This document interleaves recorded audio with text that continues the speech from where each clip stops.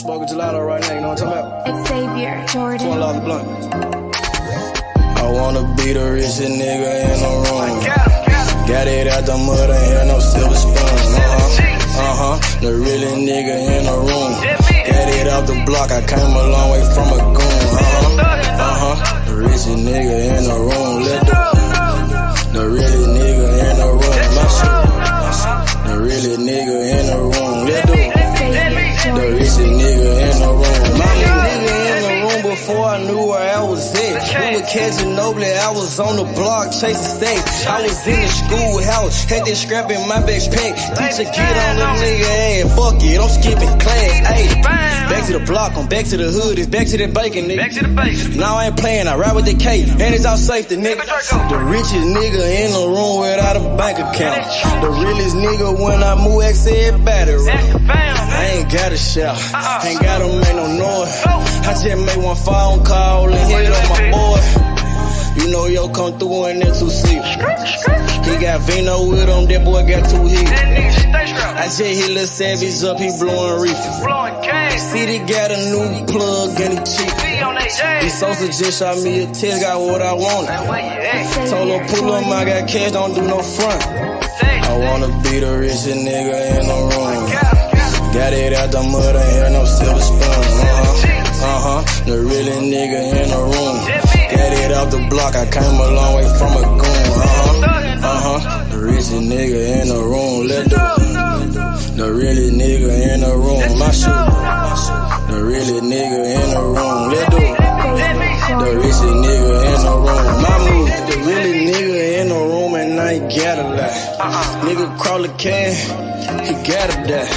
Put that on Mom Deuce, you know that I'm talking. Shout out to that Deuce, my little nigga bloody.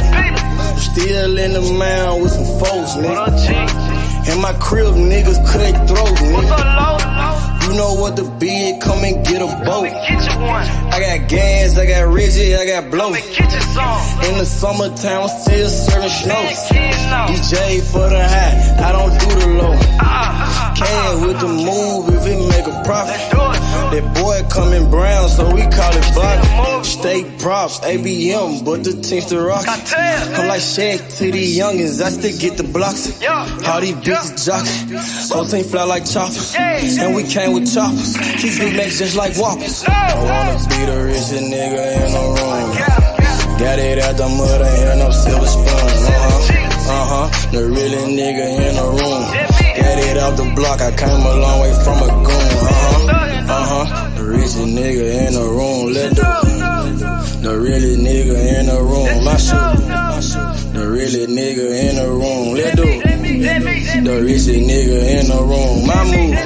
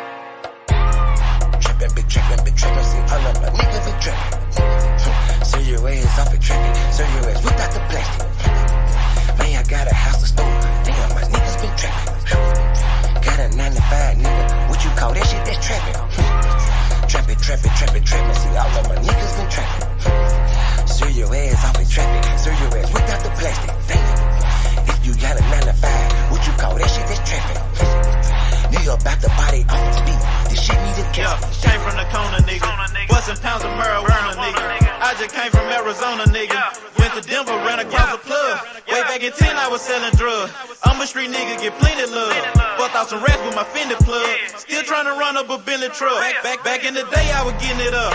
Now every day, nigga live it up. I ain't make shit off this rap shit. I'm in the trap with the lemon squeeze. Bitch, I came up off of selling P. I know some niggas who copy keys. I know some niggas that were trapping, nigga. Now they locked up and they copping please. Bustin' jug while I'm in the street. These Gucci's on a nigga feet. If I'm broke, then I can't sleep. Run it up, bitch, I gotta eat. I know these niggas can't take me. Never let no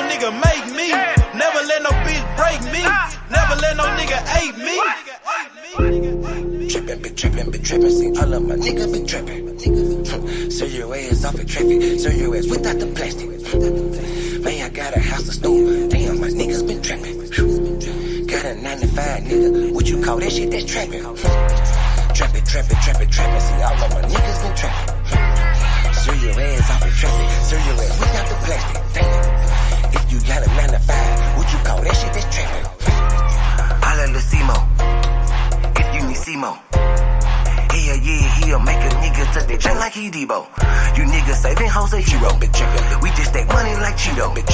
Take a couple shots you niggas can't block. I just call that shit a fit though. Damn, I just kill a beat every damn time. Murder this shit, man, this shit is a crime. Snow this boy up, man, they call it a line. TOE, man, you know, mouth in my prime. Man, this beat, man, this shit murder, bitch. True to the game, you see murder, bitch. Jump up over the game like a herder. Push yours off in your back like a turtle. This shit is murder, we straight back to kill it. Hell yeah, every nigga that I'm grilling. Everybody that I'm with that I'm grilling. Every nigga get their cheese and they willing. You can catch me at the BP. Get your binoculars, see me. Hell yeah, hands up, it's a touchdown, little nigga, a TD. Bitch. Trappin'. See, all of my niggas been trappin'. Serve your ass off in traffic. Serve your ass without the plastic. Man, I got a house to store. Damn, my niggas been trappin'. Got a 9 to 5, nigga. What you call that shit? That's trapping. Trapping. See, all of my niggas been trapping. Serve your ass off in traffic. Serve your ass without the plastic. Damn. If you got a 9 to 5, what you call that shit? That's trapping. Nigga about to body off the beat. This shit need a casket. Damn.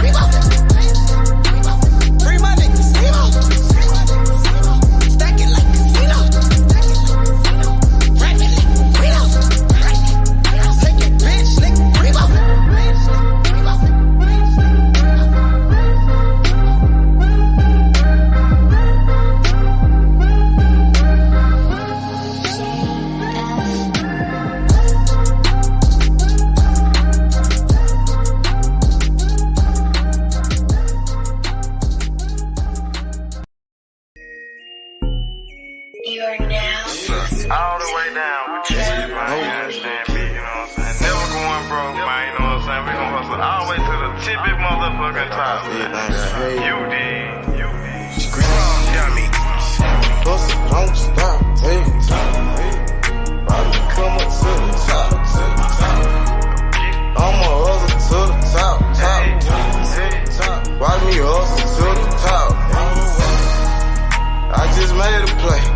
Damn, it was all good yesterday. Woke up and smoke a blunt and take a piss. Chicken and sack, moving the pack, taking no breaks. Hey, my nigga, we told the pills, we out in the kitchen. 12 game with the bunk shots, gon' hit you, game miss. Damn, fucked up and you gone. Somewhere on the shirt, laying in the hearse. Fuck is you saying? The fuck is you doing? Fuck is you saying? Fuck is you doing? I'ma hustle hard to the top. Young nigga go get it. Capping all around the Memphis. My nigga gon' get it. Plug got to keep it tight. It's hot, it's ready, come get it. Don't stop, hey. Probably come up to the top. I'ma hustle to the top. Watch me hustle to the top. Hustle, don't stop, hey. Grind, don't stop. Watch me come up to the top. All the way to the top. I'ma hustle to the top. Watch me hustle to the top. All the way to the top. From the block to the top. Get the money, fuck the cops. Pull up in them drops. Nigga bout the block. Fucking with Simo. Money like the Tino. Nigga got Zenos. Like Dan Marino. Catch me in Miami. Nigga chillin' at nigga Grammys. Said I do this for my family. Nigga ballin' like Kimmy. Gotta get off your ass and go get it. Hustle to the top, the whole team with it. Hey. Gotta hustle to the top. All the way. You gotta hustle to the top. Go get it. Hustle, don't stop, hey. Go get it, man. Come up to the top. No excuses, man. You know what I'm saying? We on the limit. I'ma hustle to the top. One time, man. You know what I'm saying? One time to do this shit, man. Hustle to the top. Dummy. Hustle, don't stop, hey. All the way to the top. Watch me come up to the top. Come up to the top. I'ma hustle to the top. I'ma hustle, don't stop. Watch me hustle to the top. All the way to the top. Gotta, run and go get it. Get off of your ass and go get it. Dummy. Time waiting on nobody. Get off of your ass and go get it. No excuses. All the way to the top. Free the gas, man. Drum dummy.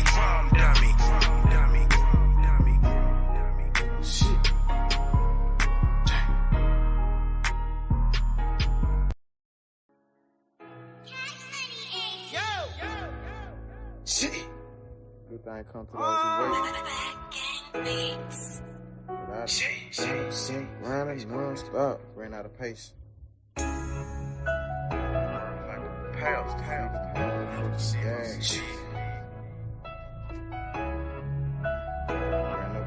paces. Bust the tide. And ran up out of paces. Few steps ahead. Fuck all that sandbag weight. Seems so good that you can almost taste it. Ain't no fairy tale. Life is just a dream that I'm chasing. Hey, I done ran up out of paces. Few steps ahead. Fuck all that sandbag weight. Seems so good that you can almost taste it. Ain't no fairy tale. Life is just a dream that I'm chasing. Hey, steady sipping the nigga, we smell like perfume. Wait, then I murk you. They said patience a virtue. The nigga jugging finesse. Thank God for the blessings. Fuck your bitchin' like seconds. Nigga, we sellin' our records. remember that day they used to frown. Now I turn head when I hit the scene, everybody turn around. Used to live in the past, but I'm chasing my dream. Like my dream king, if you really know what I mean. I done ran out of patience, yeah. niggas waiting on my downfall, but I'm about to let you down, dog. Now stay on the ground like a groundhog, on some motherfucking ocean might drown, y'all. Even when the muff ain't go down, y'all. Don't get creased by the heat when we iron, y'all. Plus the tide, then ran up out of pace. Few steps ahead, fuck all that sitting back waiting. Seems so good that you can almost taste it. Ain't no fairy tale, life is just a dream that I'm chasing. Hey, I done ran up out of pace. Few steps ahead, fuck all that sitting back waiting. Seems so good that you can almost taste it. Ain't no fairy tale, life is just a dream that I'm chasing. Hey, I'm 3 steps ahead, I got a pin in the pad. Hit the button and take a drag. You just living in the past. Hey, young nigga got on my ass. We gon' go get to the cash. Young nigga ballin' like Nash. Any profit to go in the stash. I'm screaming double for this armor.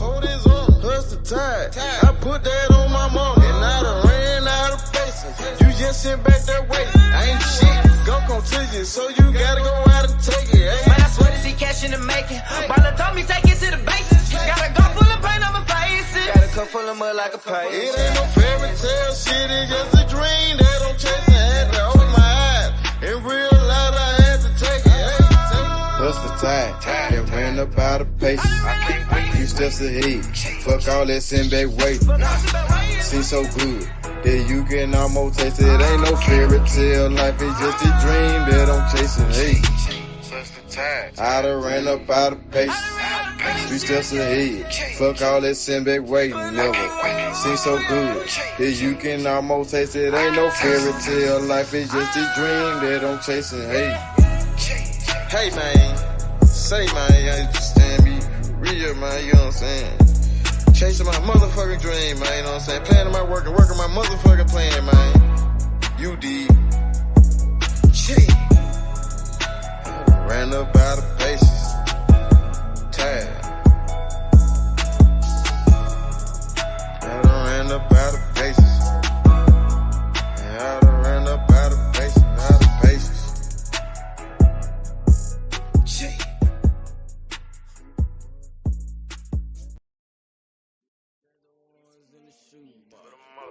I used to buy a gun, now I got 2. Had to change location, feel hit the spot. Got me a new plug and it still get drunk. Get the gas from the best crop. Bitch got the biggest ass and the best top. Drop 10 on the drop top. Did 110 when I left the lot. I want that drip in that marinara, and 50 on me like a Zebo. Try to pussy so good, but don't wanna fuck it, don't come with the D though. Got rid of my old plug, hopped on the plane, we got me another one. Night about full of ones, overflooded, gotta go get me another one. Relocate the spot, the night getting hot, and I know them bitches coming in. About the dividends in the Benjamin, nigga might have to go kill a friend. Panamera on the Roy Royce, drop top on the Wraith. 150K, I need a higher place, I had to pay at the safe. I used to bar a gun, now I got 2 Glocks. Trapped at mama house, now I got 2 spots. All this ice on, I need a flu shot. But don't reach, cause they probably get your crew shot. I used to stash the ones in the shoebox. I used to buy a gun, now I got 2 Glocks. Had to change location, feel hit the spot. Got me a new plug and it still get drunk. Get the gas from the best crops. Bitch got the biggest ass and the best top. Drop 10 on the drop top. Did 110 when I left the lot. I dropped 10 on that roller watch. Then I blew 10 when I left the spot. I made 10 at another spot. We dropped 10 at your beach spot. I got 30 at your whole house. I got bowls at your mama house. On the low, I stashed that 40 in the fender, nigga. Out of state to state in different runners, nigga. In the mouth like a dentist. And I ain't saying shit like a witness, He ain't get the picture. Milk carton ain't missing. You know, I used to Stash the ones in the shoebox. I used to buy a gun, now I got 2 Glocks. Entertain location, feel hit the spot. Got me a new plug and he still get drunk. Get the gas from the best crops. Bitch got the biggest ass and the best top. Drop 10 on the drop top. Did 110 when I left the lot.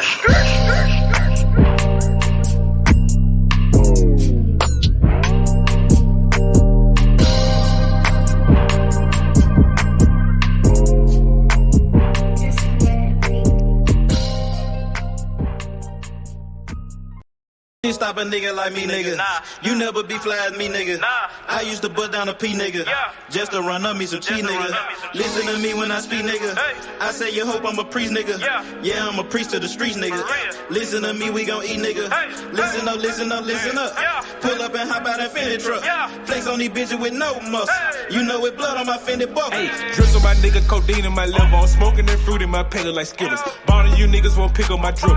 But then the bail like school dismissal. Just caught a bum, no missile. Nigga try to do me, I'm healer. You know I ain't lying, no symbol. Money ever bitches that simple. Bows and Assalamu alaikum. What up, Method? What's good? Alaikum salam. What's good? What's good? What's good, man? We got a lot of breaking news today, man. Where you want to start? Adrian Broner pulls out of the fight with Omar Figueroa. Man, what's your thoughts on Adrian Broner pulling out of the fight the week of the fight? This is fight week. I do believe when he said his mind wasn't right. I don't believe he would have made weight. I don't believe he was mentally there. You know, I think everything he said, I believe. I think it's all the root of him not being mentally where he needs to be. Like I get we had to talk for a minute. Now, I didn't think he was ready for a fight. I think he needed to sit down, get some therapy and psychiatry, do that for a year, and then look for a career outside of boxing. You know, because it take a lot to get up in that. You know, even boxing is hard. You know, to cut that weight healthily and get in the ring and then be mentally 90% mental. You see what I'm saying? Boxing 90% mental, 10% physical. It's more, especially at the standard that he has been at. You know, he's been a world champion 4 divisions, and for him to even get that. Be in that mental space to ever be a world champion, or yet alone just to be at the top of whatever he does, we'll be all in. I do believe that he wasn't mentally there. I seen him. We saw the images of him physically. You know, he damn near about my size. You know, looking a little bit on the side of obese, overweight. You know, when you're that big, it's going to be hard to cut the weight, and then you start to gain a lot of doubts. You know, so already we've seen that AB wasn't always mentally where he wanted to be or need to be, you know, and it just showed this week, you know. I think it showed this week. I mean, it's crazy, Method. I don't know what to believe when it comes to Adrian Broner. He just did an interview talking shit about Floyd Mayweather, how he wanted to fight Floyd Mayweather. Then a couple of weeks before that, he was reaching out to Floyd Mayweather, said, I need your help. I need your help. But then he talking shit about Floyd, like, this dude is a compulsive liar, I believe, bro. I don't know, man. I don't think Adrian Broner was going to win that fight. I believe Figueroa was going to beat him. Adrian Broner just was complaining about Showtime, saying Showtime kept pushing my fight back. They kept pushing the fight back, but you the one pulling out the fight. I believe it's a lack of professionalism coming from Adrian Broner.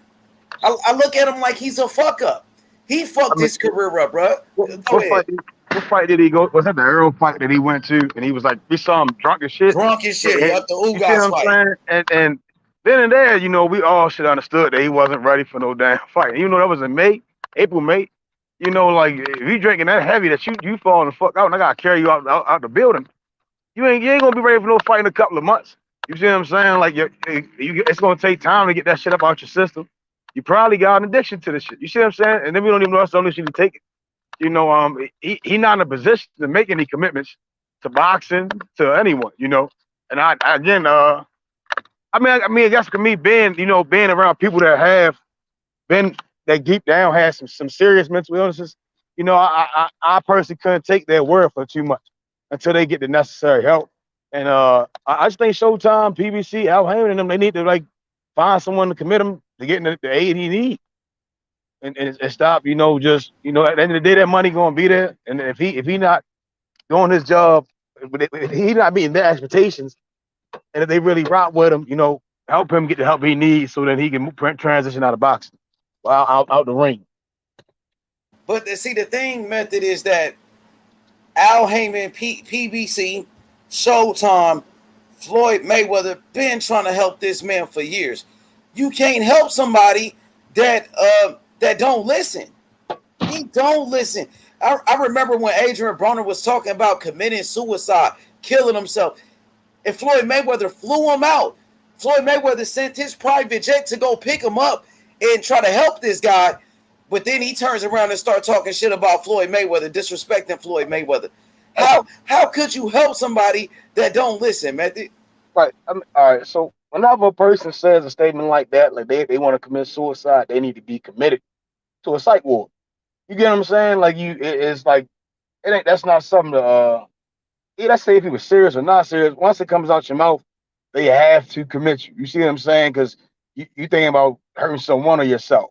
So it's showing where his mind is, and the money ain't going to change. We've seen him get money, and then he ends up in fights on Vegas strips, getting locked up. He need to be committed somewhere, And I mean, again, I could be wrong. I'm just it's repetitive.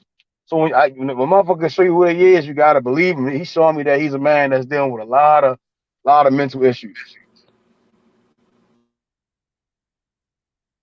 Yo, what's good, brother boxing? What you think about Adrian Broner pulling out of the fight with Omar Figueroa?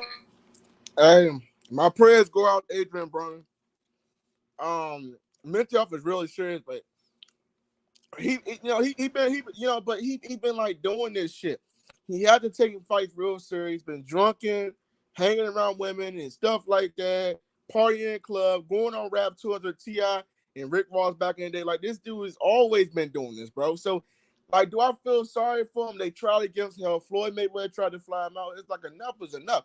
If the brother don't want help, bro, all we gotta do is just pray for him and try. But if you don't want the mental help, we can't make nobody take mental help. You know what I'm saying? And that's kind of where I'm at with it. It's like, all right, we got this Terrence Crawford Errol Spence fight, right? And this is see the energy to make a fight for Adrian Broner when we all know that he has not gotten the assistance that he really needs. And I've always said him getting back in the ring and then finally he came full round, like that's not the resolution. Because he didn't fulfill to that fight. He didn't fulfill to make that fight. So it's at this point if you got love someone, you got love from a distance. And that's kind of why I see that with boxing, Showtime and them, they need to let AB go ahead and get the help he need. I do like that Figueroa said, show us that you're getting the help, and again, I think that's where everybody should be pushing. Like, all right, AB, so you're going through these things.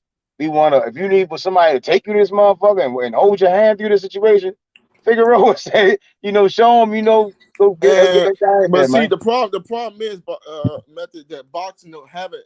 Health insurance. They don't have all these health medical stuff that these boxers can go get help with. You know what I'm saying? So it's kind of like, you can't commit him if you don't want to go. And I'm scared that he might do something to himself. You know what I'm saying? Because he has said some shit like, "Oh, I'm gonna take myself out." You know what I'm saying?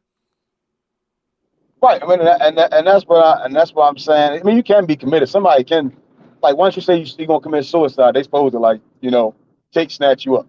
Like, all right, you're then to society and yourself. And And again, it's like when he you said that's that what we, shit a long time ago, but he yeah, has but it been don't. saying It's still in the crazy air. stuff. And that's what I'm saying. Remember we It's told the still it's lawyer, still a hey, clause. Method. Hey, man, remember we told the lawyer, "Oh, I don't got no more money no more.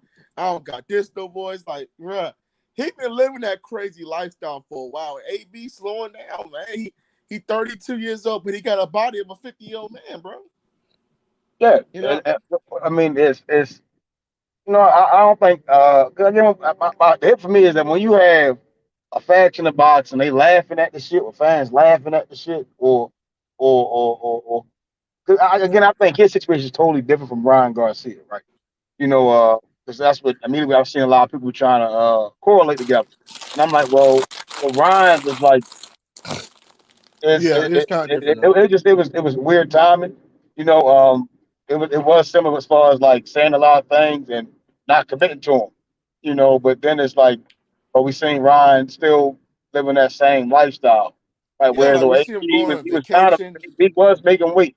He was coming for Mikey Garcia. He's making weight coming in, and then now it's like it's in full effect. Like now it's like it's getting worse. The best. And the statement is true that he's having some mental issues, and it's fully showing. You know, obesity and all that stuff. Yeah, but do you think like Trying to depression. do you think that boxing like need like a mental health, thing? Like they can go get these guys some help, like what I'm saying, they can talk to a psychiatrist because this stuff is really getting serious. But like I the mean, it's a NFL, lot they of. do hold on, the NFL do kind of like have that, and that's why I kind of like respect the NFL for like when they go for the dudes got mental health issue, they can like get these dudes some help. You know what I'm saying? They can send them to like a rehabilitation class or something like that. But boxing really don't got that. I mean, but all right. So I do agree with that. That boxing doesn't. I'm for sure. Right. I would put my. I ain't gonna make a bet, but I would believe there's some fighters that do have some great No, that no, have a no. great network around them that know I'm some not people saying it that. like that. that hold on. What I'm saying is like I do believe it's people in the business that do have a network of people that are psychiatrists, that are therapists, right? And they could easily recommend the people they know to sit down with them, get them to come in, and I mean the fact that he acknowledged it is always a step forward, and and as long as he admitted it that his mental issue and not just I'm broke or I'm missing But he or was my just money trained. bad, But all he that was just out dumb there shit. As training, long man. as he's saying that if it's mental, I expect him to go get with someone that works in the mental health field. You know. Yeah. See, the problem with AB is, bro, he was just training, but it's just like you think he needs some medicine for it? Like you think he need to get some medicine Yeah, I or mean, it seemed like that's all. I mean, when you start like that motherfucker, he's obese, he drinking, all that shit signs of depression. You get what I'm saying? That's a sign of depression, anxiety, and shit. Like it's all telltale signs. You know, again, the things like that. It take research and witnessing the shit. You know, he was doing drugs and shit, so I just wish that boxing a had like a mental lack health of shit. willpower. You know, like it's like I don't know in person, but those are all like signs of depression and stuff. When people I start just wish putting on a lot of boxing weight, they can take care of not these taking guys care of like their body. I just wish the promoters and these guys can take care of the guys like Adrian Broner. You know what I'm saying? Because I don't want to lose AB. You know, he's funny. I like it, Adrian Broner, but I don't want to lose him to mental health, and I feel like that might be the route that we're gonna go on. You know what I'm saying? We don't want to hear about Adrian Broner has did something to himself. You know what I'm saying? Because he got the money, he got the resources, he got the world best doctors in the world with his money. You know, he got the researchers, he got the resources, he got the stuff to go get himself some help. But a lot of Yes. people they don't want help. They don't want to believe that they you know what I'm saying, they got a lot of problems. You know what I'm saying? I think that these guys need to go help him. You know what I'm saying? Yeah, I mean, I will say that the first step is always him taking the steps. You know, like am I mad the fight not happening? No. You know, I was just debating last night about Lipinets get in there and show guys that he still rumble. You know, so I ain't mad about AB not taking the fight because again, I didn't think he was ready to fight. I saw him like damn near big as me. I'm 190, 180 pounds, 180, 200 pounds. If I eat you that much one night, I'm probably touch 200. You know, so if I see a guy like obese that's a professional boxer or out of shape as a professional boxer, it's something going on. You get what I'm saying? You know, it ain't like he Maidana, right? Like Maidana still kind of like Maidana big as hell too now, but it's he's But not having any McDonough, he ate himself up altercation there. outside the ring. But see, the problem is that AB was a we've seen AB life go by so goddamn fast. Let's just be honest. He's Party, still young. drink. He He like damn 32. near a little 3 or 4 years older than me. Yep. So like he's still a young guy, but his body and his mind ain't young. You know what I'm saying? He got a body of a 60 and 50-year-old man. You know what I'm saying? I mean, temporary. I mean, he's just not Because he's living been healthy. damaging It's his just his body by mind not healthy I'm and his not saying that. physical. Hey, Method, You see what I'm saying? he been damaging his body. You know what I'm saying, by being obese. You know what I'm saying, drinking liquor all day long, partying like that. That damage Yeah, your body. yeah, yeah. And being around people that think a certain way, all that shit deteriorates your mind. You see what I'm saying? Mm-hmm. Like if the Yep. motherfucker all they talk about is negative shit, that shit gonna play an effect on you. Um, and this ain't to like talk down on AB, but we've seen it with Tank in AB. We've seen Earl get around AB. We've seen the Charlo get around AB, But and see, one thing Bobby I Lee as respect well. about We've Earl seen Spence. all these guys hang around AB, and we saw the outcomes, right? Like that Mhm. shit is real, The one and thing I that's can a sign respect of about Earl Spence when though, dude's mind ain't in the right spot. the one thing I can respect about Earl Spence though, like he got sober. You know what I'm saying? He stopped drinking, got sober when he had that accident. Because you know what I'm saying, he used to do the same thing like AB, but it wasn't just worse. It wasn't worse as AB going on tours and shit like that. But we see Earl Spence drunk on videos, you know what I'm saying? But he changed his life around. That's one thing I can respect about that dude, man. You know what I'm saying? Because he changed his life around. He got the proper help that he needed. You know what I'm saying? He saw the situation. But a lot of people are not like Earl Spence. Though. A lot of people don't got that mindset to see, oh, well, I got a problem. I need to go fix it. You know what I'm saying? Yeah, it took Earl. I mean, Earl was one of the only ones that damn near almost died. You see what I'm saying? Like we Mm-hmm. saw Earl and AB linking up, and they dropped their fights and shit and talking crazy in interviews. They was looking like these are grown men looking like little ass boys. You know, they Yep. was living like little ass boys without a care in the world. And Mm-hmm. Earl was one of the ones that almost lost his life Yeah. due to Yeah, we by could have not lost Earl. using his brain. You know, and boxers are damn near probably the smartest athletes on earth. You see what I'm saying? Like that's Mm-hmm. all they do is think.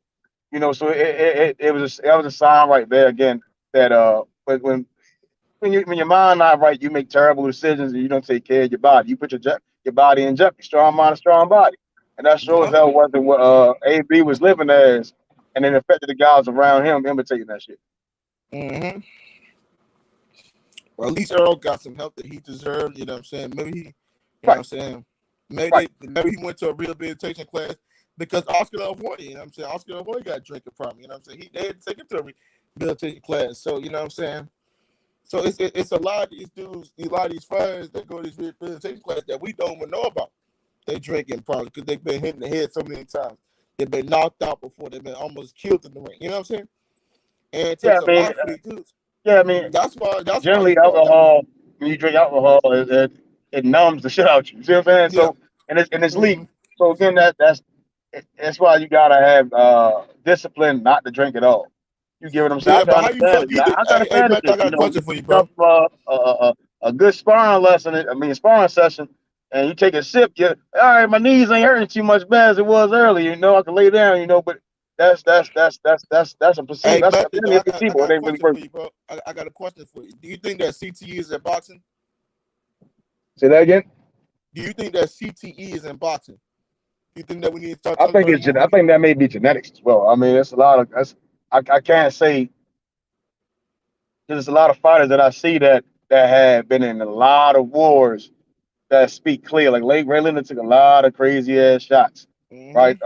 That Tommy Hearns fight, Hearns hit him with some hellacious shit, and he stood up. He fought Hagler. He fought Duran in wars, you know. And then the way he went out, you see what I'm saying? But he still talks well. It just like it's the age is coming upon him. They don't like it's boxing more so. You see what I'm saying? So I'm Mm-hmm. not sure CTE. I think it may be genetics as well. Like people genetics, they just some people can't withstand certain things. We never know. It's hard to pinpoint. Yeah.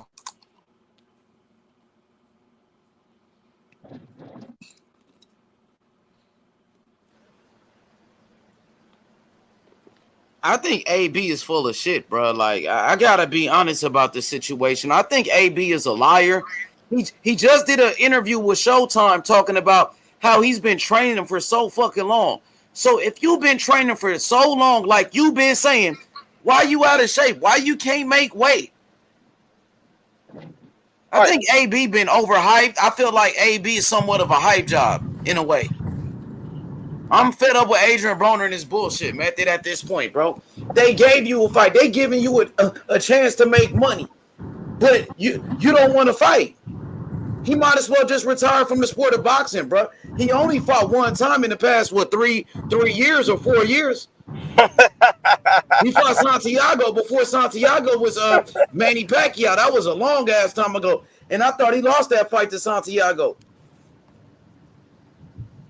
What you think, Goat? What you think about this shit? Man, you know I don't even want to get started because you know I've been done start. I always start hell. I always start hell. So Now I want you to start. I want you to get started, bro. That's what we've been waiting on. that, We want to hear you cook. What you think about AB pulling out of the Figueroa fight? During fight week, bro. I don't The know. week of the I fight. guess from what I've been looking around, I guess just because he black, we give him a pass. That's what it looked like to me. It's just like, oh, he our black brother and he from the hood, so we gonna give him a pass. Man, fuck all that shit, bro. I'm staying consistent all the way through, and like you say, just a few goddamn days before that, you were saying you was ready. You talking all this shit now at the blue. You pull a Mickey Bay versus Tevin Farmer. I'm not fighting. Mental health. I knew some shit was up. I don't know why, but I never really talked. Even when we were talking about the fight, I was like, man, I don't know. And now, boom, here you go. I ain't gonna sit here and say I ain't know that nigga was gonna goddamn pull out, but I was just like, man, I don't know, something ain't right with that shit. But I'm tired of the bullshit. I ain't got no, you know what I'm saying? Like, bro, at the Wild, bro, I ain't got no sympathy for you, bro. I mean, it is what it is, bro. Some people can goddamn be politically correct and say, oh, yeah, man, fuck that, bro. You fucking playing games. Fucking retire, bro. When's the last time you fought, bro? You just did that. There was a whole clout stunt. Fucking clout, baby. Yeah, that's how I feel. Fucking clout, baby. I mean, he been doing that shit, cloud chasing Floyd Mayweather. He made his name off of Floyd Mayweather trying to fight like Floyd and trying to act like Floyd. And then you disrespect Floyd. Then when Floyd help you, you still can't get it straight. This nigga Broner had it so easy. Broner was like Tank Davis before Tank Davis even came around. He was the biggest, one of the biggest stars. A lot of people don't know. If he had his shit straight and had a business mind, he probably could have signed Tank. Yup, he took Tank to Floyd. Instead, he took Tank to Floyd. Man, you know, it is what it is. All I know is that, it's bullshit to me. Just straight up, bro. I could see if it was different. But like, you've been seeing this shit. Y'all been seeing this shit from AB for a minute, man. Thank you. AB is not stable, bro. He's not stable. You know what I'm saying? He's been doing this weirdo shit for a long time. AB is finished. His career's over. AB needs to get his mind together so he can live life, man. Just try to be normal and live life. Because right now, he's self-destructive, bro. Be like that AB football player. If you want to be that much, be a fucking rapper or some shit. But don't sit here. That's why I skills. Either one of them niggas can rap. AB the football player can't rap. AB the boxer I know he can't rap. Hey, now so, I ask you this, Shelton. You had to know how to rap. Nigga, you had to know how to rap to be a rapper nowadays. No, okay. Not really. Okay. Okay. He tried to be a rapper, and that didn't work for AB. He wasn't good enough as a rapper, you know. He needs to go get a job. I'm sick of this bullshit. He only 31, 32 years old. That nigga the same age as Earl Spitz. He younger than Crawford. He younger than a lot of these guys. Y'all think he's finished already? He need to go get a job, man. They hiring, for forklift drivers, truck drivers, construction workers. He need to go get a job or something. Be an electrician. This shit earlier today. On Mark, but I was on that chat. I was like, everybody know this boxing is 90% mental, 10% physical. It has nothing to do with it. Age, right? It has nothing to do with it. Skill set. Once your mind is not right, you ain't good for nobody. Like, and that's fact. So that's the end of that. One of the biggest quotes: "Fool me once, shame on you. Fool me once, shame on you. Fool me twice, shame on me." And that's the problem. What I'm saying with y'all keep being fooled. He pulled out when he was at the press conference. He just got up and left. I mean, this is for this fight. That was a telltale sign right then and there that something is wrong. Then we seeing pictures of him. He still has a gut, and he shouldn't have had a gut. You see what I'm saying? Like it's been a lot of telltale signs, and I've been saying I don't want to see him get back in the ring because he's not. He's never going to be the same. That's why I said that, bro. That's exactly why I said. At that point, what you just said, I was like, it's some bullshit. At the party this weekend, fellas, one of the homegirls is from Cincinnati. She know them niggas. She know Bunny, AB, all them niggas. She know them personally. She was telling me she was talking to AB like 4 months ago. She said something wrong with that nigga, man. That's why I didn't buy my ticket to Miami to see the fight. That nigga's not right. There's something wrong with him. That's what one of his friends told me Saturday night at my birthday party. So I wasn't Well, there you surprised. go. That nigga need to be a comedian. He need to be a boxing comedian. He pretty funny. He need to be a comedian or a fucking live. No, that nigga need to go get some help, bro. There's something wrong with that. A color analyst. Man, that nigga ain't gonna He get no help. There's something wrong with that. The nigga ain't got help you now. can't give that nigga money. Bro, you give that nigga money, he gonna kill himself. Hey, He's gonna kill himself, man. Shelton, listen. The nigga goddamn, has he got help yet? You give that nigga some money, Gold, he gonna kill himself. Well, shit, he ain't killed himself yet, but he done fucked up his career. But damn, nigga, I'm done with the damn. Don't give that nigga no money, man. That nigga don't want no help. That nigga need no money, man. That nigga need to goddamn get on Jake Paul undercard or some shit so he can fight a fucking bum and fucking make some paper, son. But I'm done with he needs some help. Nah, the nigga need goddamn God. Y'all gonna go back down that same lane. Oh yeah, he came in at this way, so now we want to see AB like y'all.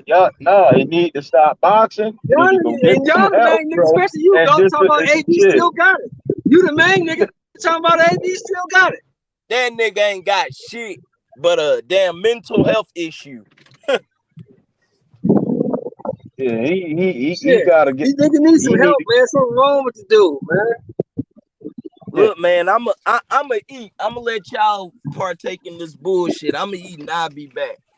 Hey, Adrian Broner, fucking put your big boy man pants on. Welcome to the real world, nigga. Yeah, I ain't saying all that. I didn't really say some crazy shit in life. I'm not one of them internet niggas that did. I seen a lot of shit in life, and I know when a motherfucker ain't mentally right. I can see it in the face. Oh, like all that shit. The nigga need to go get some help. You know, you can see it in his actions, bro. You can see it in the nigga's actions and the shit he said. The nigga's not right, man. Something wrong with him. Something wrong. You think he could have took too many shots? I don't know. All right, you Shelton, he was acting like that before he even took a loss. He was already doing dumb shit before he took a loss. You know, acting like a rapper, hanging out with Lil Wayne, getting drunk and high. He was doing that. Yeah, we know that. I'm just saying. Yeah, but I'm saying at this point, after the multiple ass whoopings, you think he's taking too many shots? No. I feel like he's the same AB. He's never been knocked out before. He only got dropped 2 times by Maidana. He was behaving the same way, Sheldon. Even before this shit. He been doing the same thing for years. There's nothing different. Same AB. But the problem is, guys, like what I'm saying, dudes laughing at that shit, thinking that shit fly and shit. That shit cornball shit. And that's the problem. And because people think that shit cool. And I'm like, that shit ain't cool. Getting drunk, I'ma sell bricks and all that shit, dumb shit, bro. Like you're a grown man with like damn near 9 kids. That shit not cool. You know, so again, when the motherfuckers act that shit on and then they get the cheese and let's go hit this club or we want you to appear. So it's that he burnt out. That's the best way to put it. He burnt out. Y'all seen anybody else? He burnt out. That motherfucker need to get charged back up. Be the person he need to be. That's it. And this could be considered as a duck as well. Shout out to Barbara Choice. She said Figueroa is angry that Broner pulled out of the fight. He posted a lengthy post on Instagram saying, "Don't use mental health as an excuse. Now you've been undisciplined, not taking camp serious." What y'all think about that? Figueroa saying Broner is lying. Broner wasn't in shape. Broner's not taking boxing serious. That's why he pulled out the fight, not because of mental illness. What y'all think about that? He has a right to feel that way, and he has evidence to support his claims. So, I can't say nothing about Omar Figueroa. He was ready. He's on weight. He did what he had to do. So he has every right to feel that way. I mean, he still got to fight. He got lip nuts, So, I mean, I don't understand what he's complaining for. Shit, you still got to fight on your hand. You still getting because paid. he was training for Broner, though, Method. If he's so good, he gonna beat Lipinet's ass. Who said he was so good? I ain't never said he wasn't so good. I don't think he ever said he was so good. He just was training for Adrian Broner. He signed a contract to fight Adrian Broner, and Adrian Broner backed out. Meth, don't give this nigga no excuse, Meth. Don't give this nigga no excuse. This nigga was unprofessional. He didn't get in shape. He didn't do what he's supposed to do. Omar Figueroa has every right to feel that. But the hit for me is that's like trusting a crackhead, bro. And that's why I'm like laughing at niggas like y'all. It's like niggas out here like that. Y'all motherfuckers will let a crackhead hold all your crack and then be mad when they smoke it all. Like, and that's how I see AB. It's like you see motherfuckers mental issues, and y'all keep believing in niggas. Like I done dealt with that shit like first hand. Like and I see the shit. And I'm like, y'all niggas still believe in that shit. Like, what y'all think gonna happen? Y'all niggas get that hope. It's like a deadbeat dad. Or the dad said, "I'm coming home," but he never come home and shit. That's what motherfucker doing to niggas. The niggas keep falling for that shit. You know? I'm with you on that because I've been listening to niggas online on AB. Hey man, AB ain't gonna do shit, but what AB does, get in there, showboat, try to do the shoulder roll, get his ass full. He ain't gonna throw his hands. If you still believe AB gonna put up a fight, you tripping. AB is done. I think Maidana took everything out of him. He ain't never been the same since Maidana. I think Maidana took everything from that dude. Damn. That's crazy, bro. Like, he's still I think Maidana took bro. fight out that motherfucker. Oh, what was like, when AB moved up to 147 pounds, he never was the same fighter. Now, at lightweight, AB was a monster. He was undefeated. He was beating the shit out of people. But once he moved up to 147 and started to fight those bigger guys, he never was the same. Right. And after the Maidana fight, he definitely wasn't the same. Because in the Maidana fight, he showed tons of heart, he showed tons of grit, and he was in the fight. Even though he got knocked down twice, he was still in the fight. But after that, what fight has he been in? Shit, he ain't beat nobody ever since then, but he's been in some big fights. He fought against Manny Pacquiao. He fought against but what fight has he been in? H, I'm talking about in the fight where he was competitive. He hasn't been. None of them. He hasn't been. He won a vacant belt though against a nobody guy. He won a vacant belt at 140. I think Marcos Maidana. I truly believe Marcos Maidana beat the fight out of that. I think he beat the fight out of it. I mean, it's possible. We seen fighters take losses and never, be the same fighter again. We saw Trinidad after he got beat by Hopkins.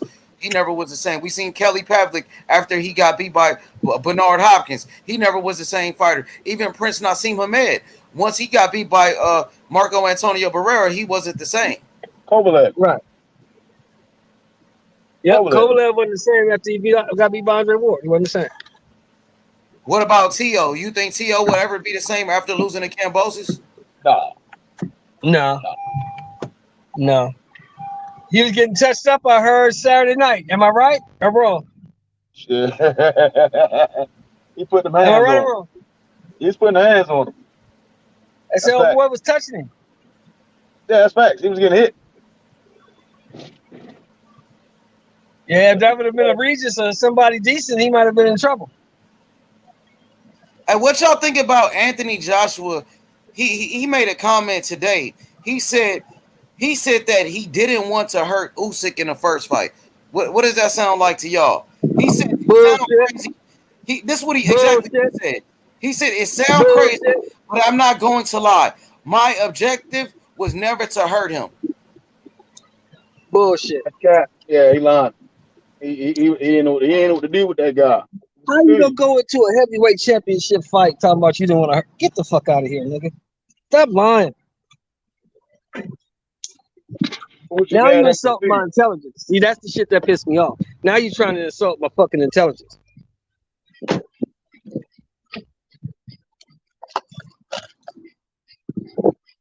That sounds like an excuse to me. It sounds like that's why you lost the fight, because you didn't want to hurt him. And like Shelton said, you the heavyweight champion of the motherfucking world. How you go into the fight not trying to hurt your opponent? Yeah, now you trying to insult my intelligence. Now you calling me stupid. See, I don't like that. How does it feel like it's fight week, Shelton? More Anthony Joshua, Oleksandr Usyk. Are you excited about this fight? Definitely. Go ahead, ladies. Thank you. Definitely excited about the fight. I want to see it, but I pretty much already know the outcome. What you think the outcome gonna be? Usyk, probably by stoppage. I don't think he got nothing for that dude. Which round you think he stops him in? Late, anywhere between 9 and 12. Damn. So do you think? AJ's a dog, man. I wouldn't say all of that. I don't know if he. Yeah, he's a dog, but, I ain't seen no dog in the last fight. I sure ain't seen no dog in that Ruiz fight either. 30 on number. I guess that's number 2. Hey, I ain't seen no dog in that Ruiz fight. I ain't seen no dog in that last Usyk fight. He just said he wasn't even trying to hurt the man. What type of dog ain't trying to hurt you? A house dog. He's still a dog. I don't know, Sean. I don't see no dog in him, Sheldon. You know who Anthony Joshua remind me of? This nigga reminds me of Carlton Banks off the Fresh Prince of Bel-Air. He's one of them type niggas. For real. That's crazy. He does like this nigga's just a nice guy. He don't really got a mean streak. He ain't got no mean streak about him, bro. Well, he better find one, because if he don't, because Usyk got one. Usyk looking sharp as hell, bro. If he go in there half bullshit, if he go in there bullshitting this time, Usyk gonna fuck his ass up. I can't believe this nigga Joshua said that he wasn't trying to hurt Oleksandr Usyk. What the fuck was you trying to do then? He was trying to be his friend. He was trying to be his friend when they fighting in the middle of a fight. He just told you that. He said he wasn't trying to hurt him. He must have been trying to be his friend then, right? Man, Usyk sure wasn't trying to be his friend. Usyk was whooping his ass. And Usyk gonna whoop his ass again? This shit is crazy. Imagine Deontay Wilder, if Deontay Wilder said, I wasn't trying to hurt Tyson Fury. I wasn't trying to hurt him.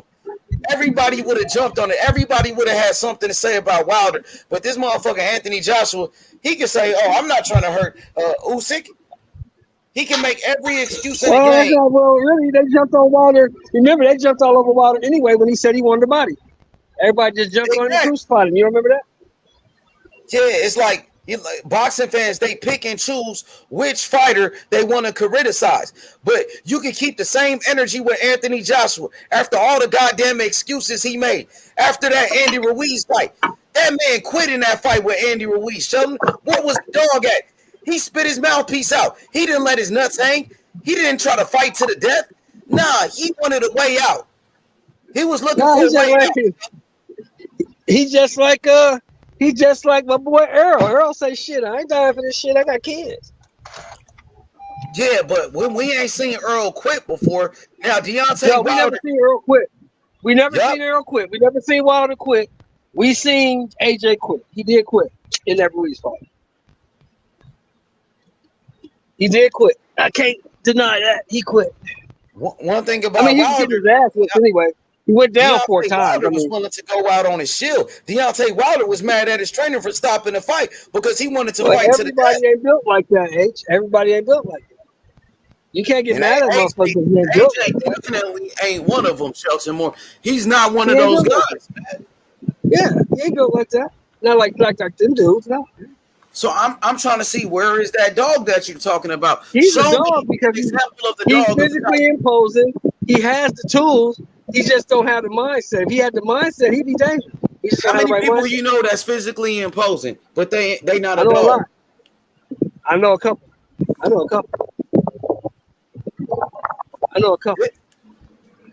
This is a must-win situation for Anthony Joshua Shelton Moore. So much on the line. Yeah, kind of. See, it's kind of a different deal, Ace. And I've been saying this a lot. People been trying to jump on my shit. I don't really give a fuck, but they've been trying to jump on my shit. But I'm gonna say it again. The motherfucker got $200 million, man. He might not give a fuck. I mean, Floyd Mayweather made over $1 billion in boxing. Everybody ain't built like Floyd. That's not an excuse. It's not everybody ain't built like Floyd. Everybody ain't built like Floyd. You can't compare Can't You can't compare AJ. AJ to Floyd. No, You can't compare none of them to because Floyd. Shelton is saying it's the money, it's the silk sheets that changed the guy. It's like, I'm not going to changes a make lot any of guys. excuses. No, we're not going That to make shit any changes a lot excuses. of guys. We That see shit fighters changes make a lot more of money guys, than bro. him. It We changed see fighters Charlo. make more money than this Jamal guy. Charlo It never changed. changed. He got money, he changed. But Jamal Charlo, changed. listen, Charlo's still undefeated. I ain't never seen Charlo quit. Jamal changed, man. He fight tuna cans and pulling out of fights. It ain't fought in over a year. Years have changed. They've been 15, 16 months. Charlo? Jamal Charlo. But I ain't never seen Jamarlo quit in a fight. I ain't never seen Jamal Charlo. Hey, man, that money changes motherfuckers, man. He ain't the same Charlo he was when he was hungry. It ain't changed Floyd, especially when you saying this guy is a But dog. Floyd is different. I keep telling you, Floyd is different. You can't compare none of these motherfuckers to Floyd. None of them. It's not an excuse for why this guy is quitting in fights. It's not an excuse for Anthony Joshua, making excuses his damn self. I'm just not buying it, Shelton. I just don't think it's good. I'm just putting it out there. The motherfucker, that money changed him, man. That money made him soft. Money made him soft. No, it ain't the money. He was born like that. He was born soft. It ain't the money that changed. He was born like that. It's what's in you. It's what's in you. He ain't got the heart. He wasn't born with that type of heart. He ain't a dog like that, bro. Plenty of fighters make more money than that guy. Hey, hold up. I gotta go in this store, man. I'm gonna hit y'all in a minute. All right. Okay, sure. Yeah, but I'm not gonna sit here making excuses for Anthony Joshua. This is why he quit in a fight against Andy Ruiz because of the money. Nah, it's because of his heart. He ain't got no heart, bro. He ain't a dog like that, bro.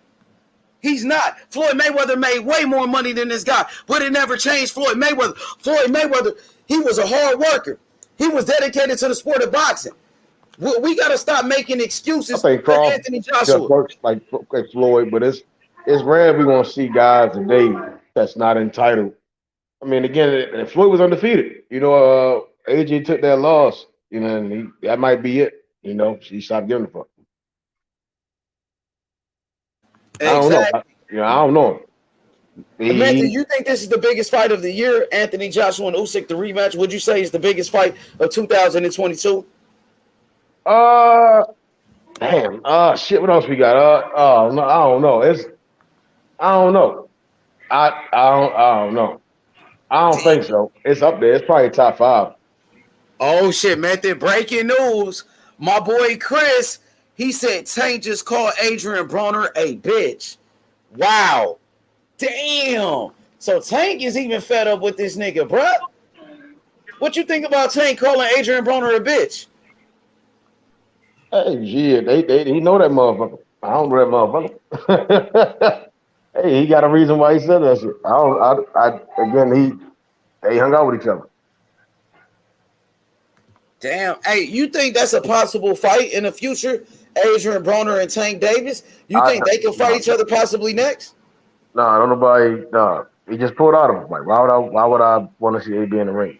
Well, we seen Dylan White pull out of a fight with what's the southpaw name that fight Tyson Fury? Otto Wallin. Dylan White pulled out of a fight with Otto Wallin, and then he went on to go fight Tyson Fury. You think something like that can happen?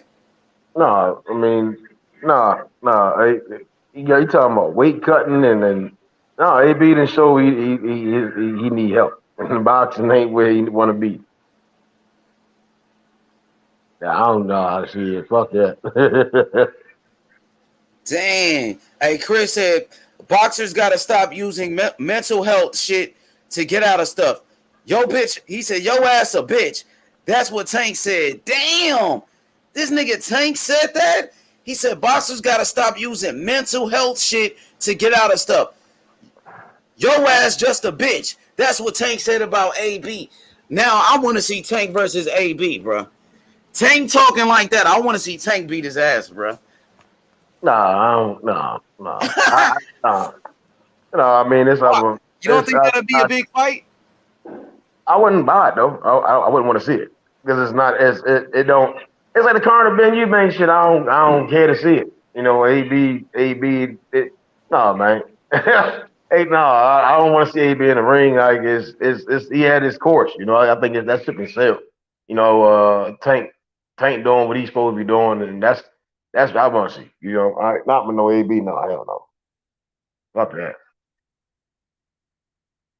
Man, that's crazy how Tank Davis is taking shots at Adrian Broner. Man, I thought they was friends, bro. Like, I'm gonna just say it like this: Adrian Broner versus Tank Davis will be a big fight.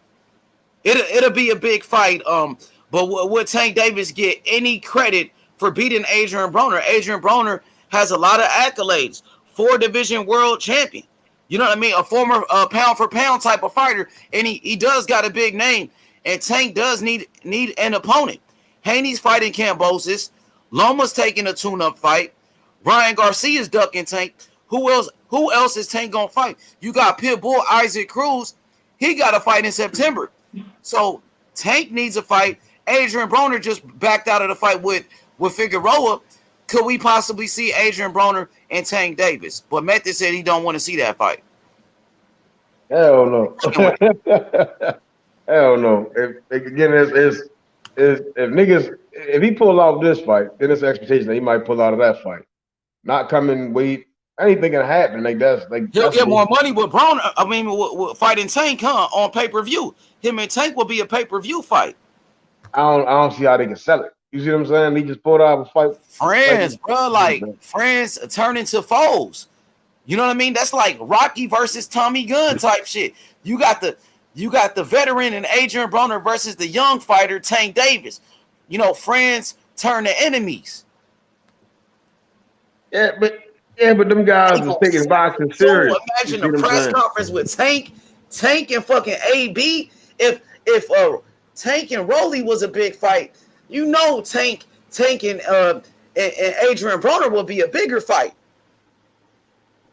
I don't expect AB to no, I don't like that. No, I wouldn't even. You see what I'm saying? Like, no, I don't see. I just can't see AB even going through with that. He didn't go through with the Figueroa situation. Like right now, I see it's a waste of money for promotion, and then everything just falling through.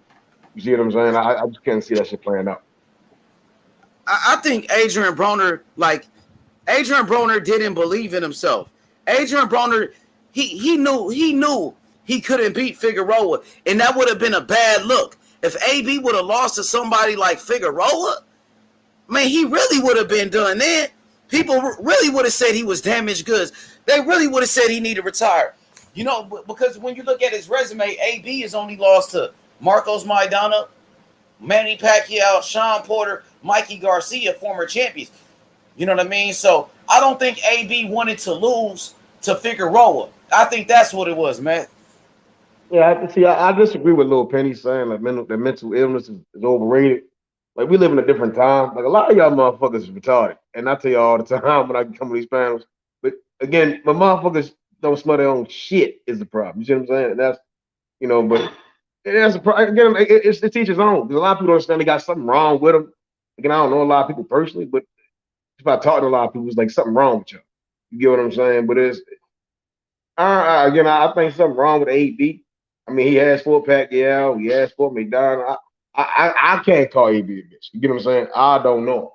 You see what I'm saying? But it could be some personal shit, whatever going on the back end. But again, I do think expecting nigga, it's like a father coming home. He said I'm gonna come back home, and he never come back home.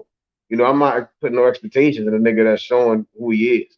You get what I'm saying? I think that made me an idiot. I made me a fool. You get what I'm saying? I think that's what's the problem with some modern fans. Back in the day, fans would have been like, no, that motherfucker show who he is, we don't give a fuck no more. You see what I'm saying? Like, didn't see Camacho and his lifestyle led him to and shit. And it's down to the same shit. Mike Tyson, he's blessed to still be alive. You know, shit.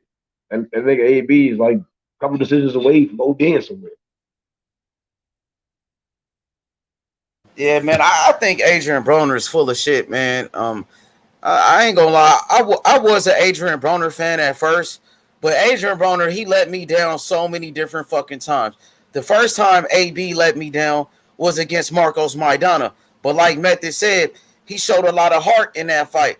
So, I still was riding with AB, even though he lost to Maidana. The next fight with Sean Porter, where he didn't even try at all. He damn near lost every round besides the 12th round when he knocked down Sean Porter. But he looked like shit in that fight. And then the fight with Mikey Garcia. That's the fight. When I watched Adrian Broner fight against Mikey Garcia and he didn't even try to win, like he didn't even try. That's when I was like, I'm done with this guy. That's the last time I was rooting for Adrian Broner in that Mikey Garcia fight. Now you got to think about all the people time that Adrian Broner wasted. He wasted Showtime's. He wasted their time. He wasted his trainer's time. He wasted Steven Espinosa's time. Al Heyman, the PBC time, promoting that bullshit ass fight. If you didn't want to fight, you should have never signed the motherfucking contract in the beginning. And then you wanted to blame Showtime why they kept postponing the fight. Maybe it was your ass, Adrian Broner. He's not professional at all. This nigga AB was going in and out of jail his whole fucking career, having shootouts, getting drunk, getting high. And, I think it got to stop. This shit got to come to an end, Method. Do you think it's time that Adrian Broner retires from the sport of boxing? I've been saying that shit for a long ass time. Hell yeah, he need to retire, man. Anybody that keep believing in that shit, boy. I grew up in the hood, nigga, and I done seen a lot of shit. I done dealt with addicts, people that's real live job crazy. I done dealt with some knucklehead, and the same shit fly, man. When a motherfucker mental gone, man, there ain't nothing you can do.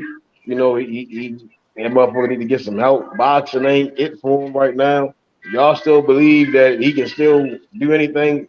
You gonna hurt again? I have no expectations. You gonna keep getting let down. It's time. I think as fans, it's time to grow up and just focus on the fighters that's really doing this shit, like the pound for pound best fighter in the world, Terrence Crawford, man.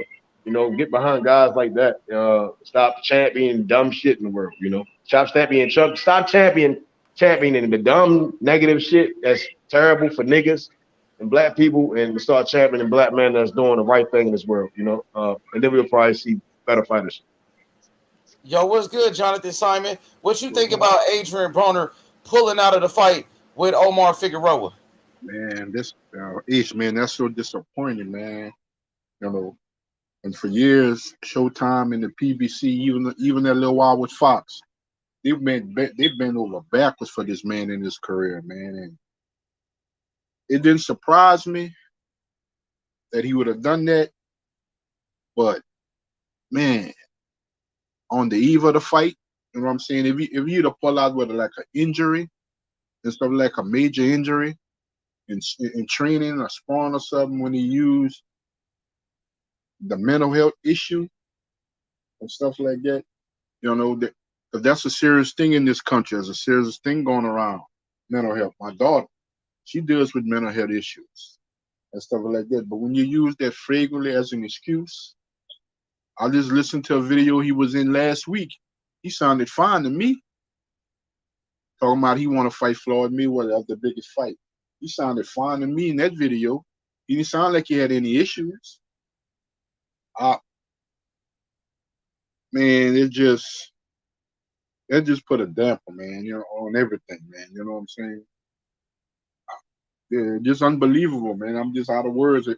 H Money and Method. I'm just lost for words when it comes to Adrian Broner, man. And I agree, but I think I was saying it earlier. It's like not like using the like addicts and how like they be like, like, hey, if you just give me this right, and I got this plan I want to do. It's the same thing with the Floyd thing. Like, yeah, me and Floyd, we can make a lot of money, but when you living like an addict, it's like all you gonna do. We don't know if you're gonna show up. You're not taking the sport seriously. It's like same like with an addict. They be like, hey, I just need this to go for this job, and if I need $50, go for this job, and if I catch the bus, you get a motherfucker the money, they don't even show up. You see what I'm saying? And then Showtime put money to promotion for some shit for anything, and then it's like the nigga AB ain't gonna show up. A lot of things that he's saying, it sounds good initially, but then it's like when we looking at him, it's like, motherfucker, you obese. So I can't take nothing you saying serious. It's not, at least right? We see a guy like Jamel Charlo, when he say like he'll fight Floyd, oh, Jamel Charlo stay and shit. You know, Jamel Charlo stay at the gym. Jamel Charlo stay at the younger guys' fights. That's the guy that I'll take serious with anything he's saying. You get what I'm saying? The same with Terrence Crawford. You see what I'm saying? Like these guys, they show that they about boxing, and I just don't see that with AB. Like a lot of things he may be saying, but they get so good at line to get what they want, and that's the side. That's what I'm saying. That's the mental problem is that this motherfucker can say whatever he want to get what he want. Besides, the right thing is to go get the fucking help he needs. I just stopped. I had no expectation in the dude, so I see his ass and one of them jumpsuits, his ass with arm time behind his back or something. You know, he need help. Just right now, he just toxic. We see other fighters get around him. They make bad decisions, and people, anybody. You know, I forgot the dude's name. He did the interview with him, and he asked AB like, "Why are you doing sexual things on Instagram?" You see what I'm saying? Like, there's something wrong with dude, and money ain't going to help him. The attention ain't going to help him. The only attention they need is from a psychiatrist, from a therapist. Yeah, you're right. We get on Ryan Garcia about the things he do, but at least Ryan don't cancel a fight while he's scheduled to be in a fight. Ryan say all kind of stuff and stuff like that. You know what I'm saying? But at least when he got a fight scheduled, at least he show up. You know what I'm saying? He show up for the fight. You know what I'm saying? This is the week of the fight, man, and it's on Showtime Network.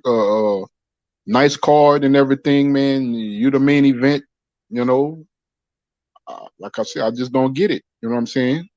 I just don't get it. He know he couldn't beat Omar Figueroa. Yes. He know he was gonna lose that fight. He wasn't, you know what I mean? He wasn't focused and he backed out the fight. That's really like a duck, to be honest. Yep.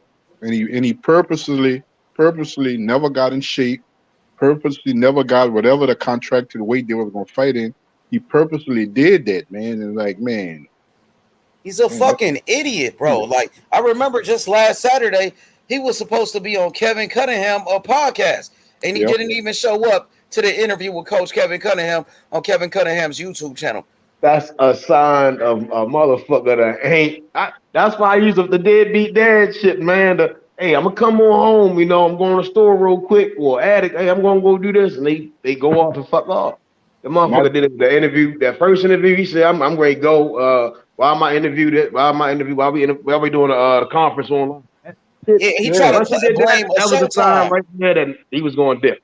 He tried to blame Showtime, bro. Yeah, he just got on. He had just got on the podcast, and before Brian Custer could say anything, he started cursing at the man. The man was like, "Adrian, since this COVID pandemic and all this, we've been doing this way. Leading up into the fight, we're gonna do a live press conference, but we've been doing it this way, and nobody else had an issue with it."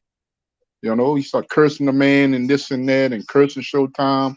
I'm like, come on, man. Hey, if I'd have known he didn't appear to the Coach Cunningham situation, I'd have told niggas right there and there, hey, he ain't gonna make that fight. He ain't coming to the fight, man. It's a lot of things like I ain't keep up with the history lead up to this fight, but if I'd have known he didn't show up to Coach Kevin Cunningham thing and all this other stuff, I'd have been like, hey, y'all already know he not gonna make that fight. He ain't gonna take that fight. It's just signs. It's always telltale signs when the motherfucker. Like he quit. He basically quit on himself. Yeah. Adrian Broner's like the ultimate fuck up in boxing. He was on top of the game. They was comparing Adrian Broner to Floyd Mayweather before Devin Haney was around, before Shakur Stevenson, before Tank Davis. Adrian Broner was supposed to be the next Floyd Mayweather, and he threw it all away. He's a waste of talent, Adrian Broner, bro. Even though he accomplished so much, but he could have been a way bigger star. He could have done way more in the sport of boxing. It's really disappointing, bro.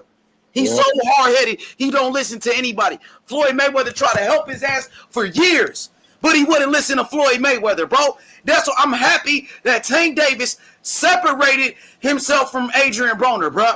And Tank Davis, he's not making those same mistakes as Adrian Broner anymore. Sean, what's good, bro? What you think about the breaking news? Adrian Broner pulls out of the fight with Omar Figueroa. Yeah, it's a bit. I was quite looking forward to seeing him back, but You know, seeing the way that he's gone on. I follow his coach on Instagram, and his coach was looking really excited for the fight, literally this morning.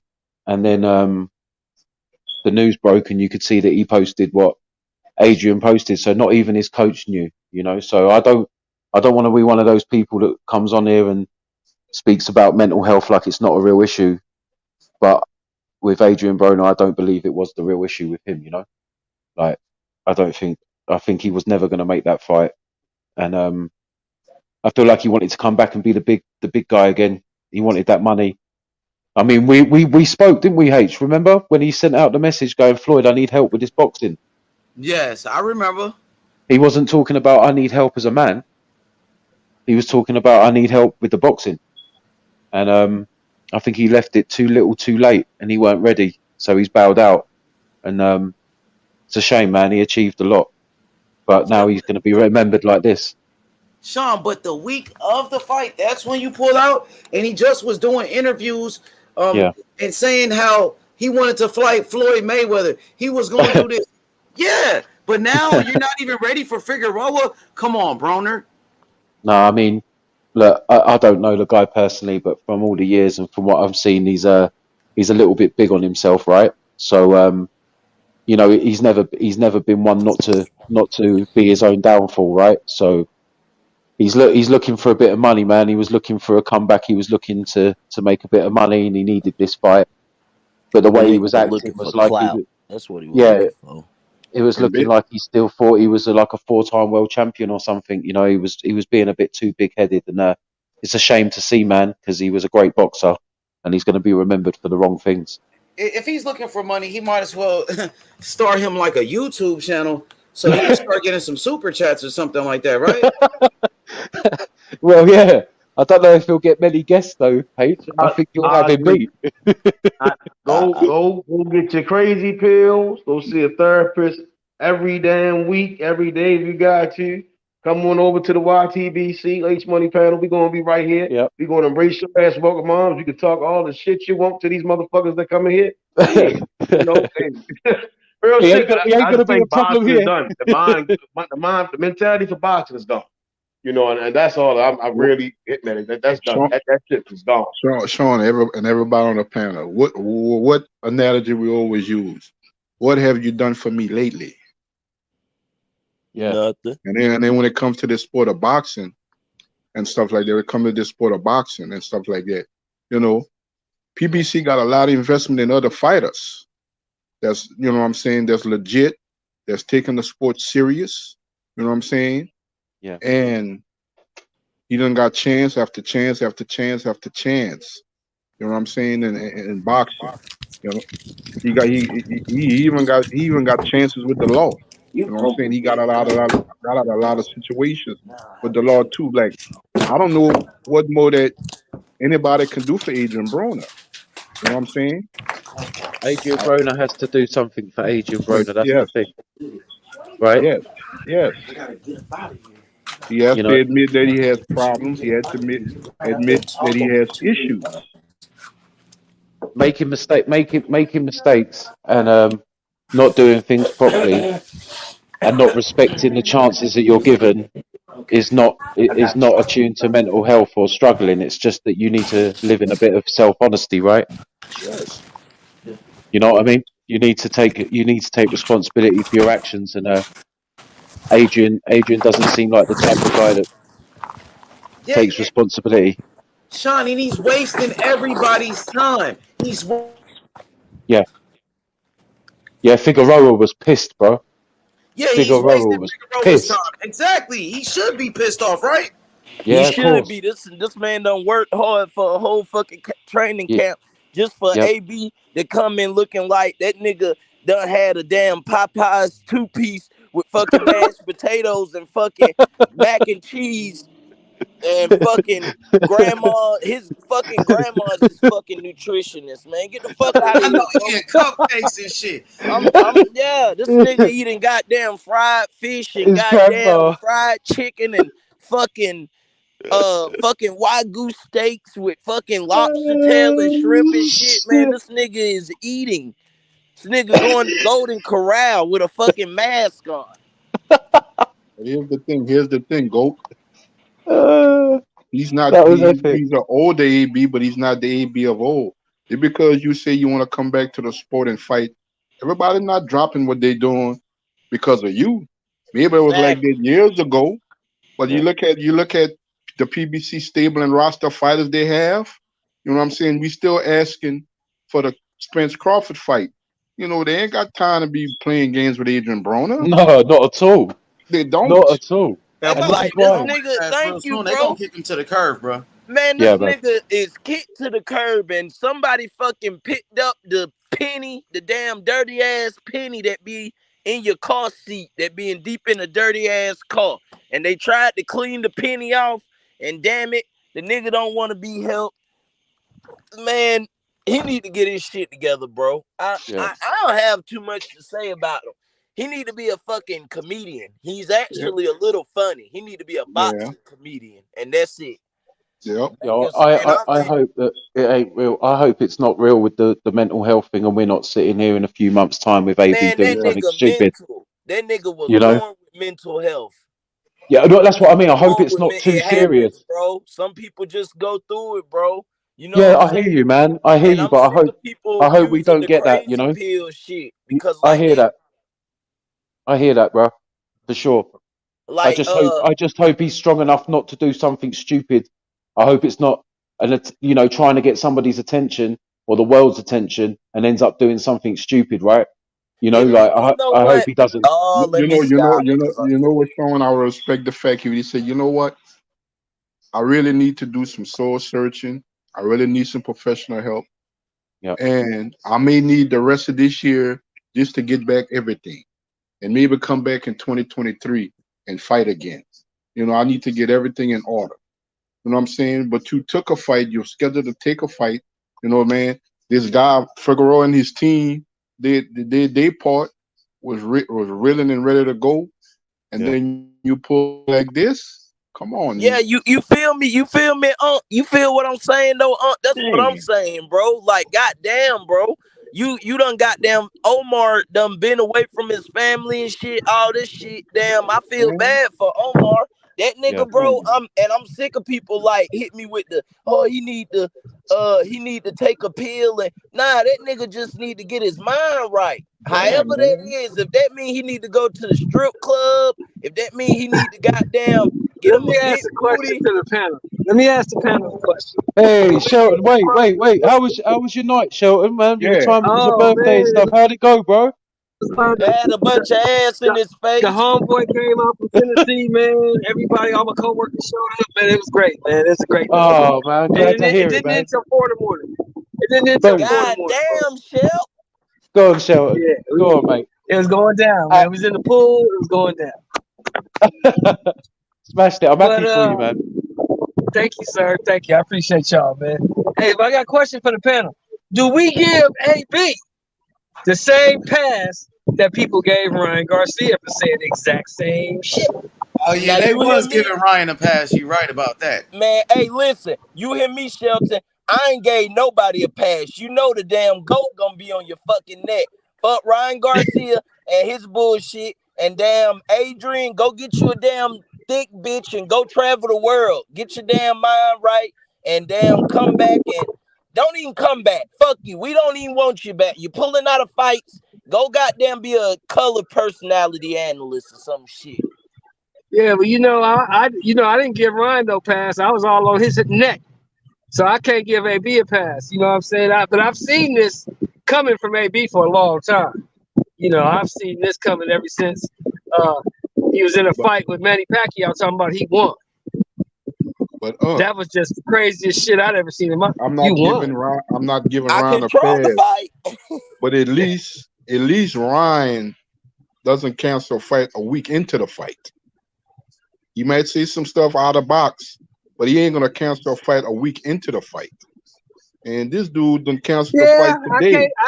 I can't say Ryan's ever done that, Jason. You're right Man, about Yeah, that. I can't say that. it's even worse. That his man, shit even worse. man. Uncle Then you Shelton, already on a man. tightrope. You know what I'm saying? Man, just get your ass in that gym and get your ass in shape, man, and stuff like that, man. You know the possibilities? If he fight at But maybe 140, he don't. But think if he about fight, this, fellas. if he was to go back to 140 right now, Uncle Shug, you see, look at the attention the division would have got just with just his name in it. Whether he'd have win But think another about fight or this, not, Jay just Simon his and name. panel. But think about this and panel, Jay Simon and panel. Think about this. Maybe he just don't want it no more, fellas. That's I probably told true. niggas he a clout baby. That nigga is a clout baby, bro. Maybe he just don't want it no more. That nigga a clout baby, just like You Ryan know, Garcia. skills. Fucking, You can. People can give you skills. People can teach you how to. You can learn anything, but to want to, nobody man, can give you boxing that. is Except mental. you gotta That have. shit You mental. gotta He have the ain't want got to. it mentally. Maybe He ain't got AB it don't mentally. want to. Yeah, he ain't got it. That shit over with. That nigga need to go fight on Bellator or MMA or some shit. He's done No, with he it. don't need to do that. He really get fucked up over there. They Well, kicking, That's what I'm elbowing, saying. and taking his the ass thing home. about Maybe that, the thing about that, man, you can't go into that situation and call a fight the week of the fight. Not with MMA. Oh no. He can't go to MMA. Jay Simon, they Oh beat the no, dog shit out of man, him. they don't play that, They man. choke Look, his ass that's a out. what week I'm into the saying. fight, you better That's have what I'm something saying. seriously wrong with That you in nigga done. documentation. Something Yeah, seriously wrong with they'll you hurt when you that got D over there, man. Them documentation, dudes man. are serious. Them You dudes ain't know? getting money like that. They'll hurt that D over there. Man. He need that. He need to get. I throw that man. Fuck that. I'm done talking about. Man, that's some bullshit, bro. That nigga sitting there, goddamn, looking like a big ass peppermint patty. I'm about through with him. Go, Yo, my bro. what's You good, know bro? I fuck with AB like that, but it's over. It's over, bro. It's I've been had over. enough. Mark, I've had enough. you done finally I seen don't the know light, if it's Mark? just over yet because I've I'm gonna tell finally you had why I don't enough. think it's over. I'm gonna tell you why I don't think it's I've over real quick. finally had enough. Hold on, Mark. You know, Go, Tank go. Davis just called his ass out on Instagram. Tank Davis called him a Who? bitch. Ah. Tank called him a bitch. So I'm thinking Tank Davis might want to fight Adrian Broner. They might be saving Adrian Broner for Tank. What y'all think about that? All Can this Adrian Broner bullshit. even If make they do that shit, if they Adrian do Broner that can't shit, make I'ma 140. explode. I'm gonna Tank He can't explode destroys if make him. they do 140, that yo. shit, bro. I'm I You gonna think know he'll what? I defeat him. want them to make that fight happen so I can hear Method try and defend that bullshit. I Adrian mean, Broner, he He needs to can't, Mark, listen. He isn't need to Tank, retire. isn't Mark, Tank gonna be he moving up in can't weight, make fighting a bigger guy? 140. Isn't that the same He thing that can't make Conor Ben is doing? 140. He can't make 140. No, but here's the difference. Adrian Broner at this point is a shot fighter. Chris Eubanks, I mean, say what you want. He's still a good He's fighter. not a shot fighter. Or what has he done lately? No. I He mean, finna be I ain't gonna able say to like he's a reveal. great fighter Who has or he's accomplished even more? of the caliber of AB, but Who he has ain't accomplished shot. more, Adrian Broner or Chris Eubanks? Adrian No, that's Broner not has the been Adrian a Broner. point. UFC No, champion. Adrian Broner, obviously, but I'm talking about right now at this point. Adrian Broner is a shot fighter, So and at Chris right now, Eubanks at this point, is what the still fuck a decent fighter. Chris Eubanks? What the fuck What you has say? Chris Eubanks been doing? Who has he been fighting? I mean, he ain't really been fighting nobody, All but right, then the shit. guy been said he been playing I mean, poker. well, you know what? That's not true. He fought Liam Williams. That dude who hurt Andre. Yeah, he fought that nigga. Didn't Andrade beat Liam Dropped that Williams? nigga 4 Didn't times. Andrade beat Liam Williams? You just running your mouth. Didn't Andrade No, beat he Liam did, Williams? but he hurt. He Hold on, hurt what Liam we talking Williams. about? Wasn't a champion. How What we many talking fighters about got right hurt? there? I Darnell don't. Boone hurt Well, no, but Andre Chris, Ward. you asked me Listen, who Chris Eubanks fighting. listen, you just got on the panel. Listen, Adrian, didn't Darnell Boone hurt Andre Ward? The fuck is you talking about? Any Let's fighter be can good. be. You act like he won the fight. H, I'm not saying the nigga won the fight. I'm just saying the nigga is a reputable opponent. What? Chris Eubanks ain't been doing shit either. But you still on his dick. Adrian Broner accomplished way more than Chris Eubanks. Adrian Broner. I agree. So you'll say that Conor Ben and Chris Eubanks is a good fight, but Tank and Adrian Broner is not. Dude, hold on. 3 days ago, I told you that was a shitty fight, and you told me that was a decent fight. Adrian Broner is a bigger fight, nigga. You a bullshit ass nigga. Tank and Adrian Broner is a bigger fight, nigga. No, but do you think that's a good fight? That's a shot fighter. Anthony Joshua. That's a shot fighter versus a motherfucker in his prime. I hate to say because it's his fight week. Your motherfucking boyfriend that you got a crush on, gay ass nigga. I don't even know what. Yeah, you need to focus on motherfucking Anthony Joshua. Bruh, he I gonna don't even get have beat up no too. anxiety leading up to this fight. I really think AJ could get it done, bro. AJ gonna AJ get gonna his be tough. ass And whooped. matter of fact, you heard Fury vacated the Ring Magazine belt. The Ring belt is now on the line. Nah, that's a lie. They ain't put it on the line yet. You want them to put it on the line, but they not. No, but that's the 3-belt unified. No, but that's 3 belts on the line. They're probably gonna put it on the line. They put it on the line and they did not. You just made that up. No, but Usyk and AJ are 2 and 3, and Fury is gone, so that's 1 and 2 Yeah, but in the they rankings. did not announce that they was putting the Ring Magazine belt on the line. You just said that. But it's common sense. They never said that. That's what you said, but they didn't. Okay, so the number 1 and number 2 nigga fighting, and they not gonna put the belts on the line. That makes no sense, H. Well, so why they haven't announced that they gonna put the belt on the line? You just want them to, but they did not. Stop lying to the fans. They ain't put it on the line yet.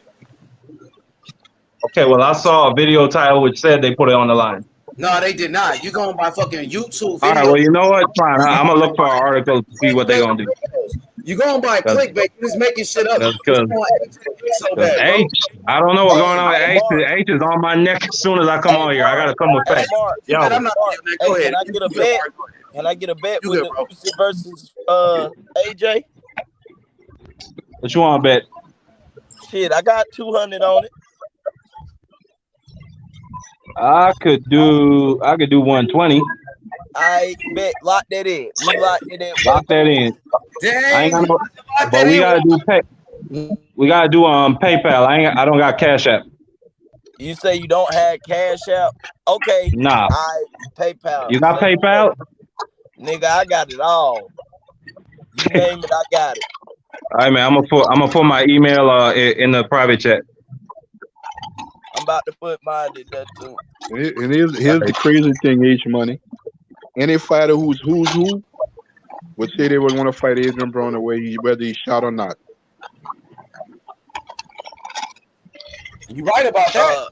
Yes. I'll say That's this. a fact. That nigga is booty. He need to goddamn go get his life together. I don't know if he need to go to goddamn Magic City on Tuesdays and get him some lemon pepper hot wings and damn just go. That nigga need to damn just get himself straight, bro. I would just right curious. now we not hearing that bullshit. That excuse is bullshit. Get your ass in the ring and get beat up. I was just curious to know what would have been his purse, because that's all they've been talking about. Showtime. They've been keeping him on the shelf. What he's worth, what his purse should be. I was just curious to know what his purse would have been in this fight.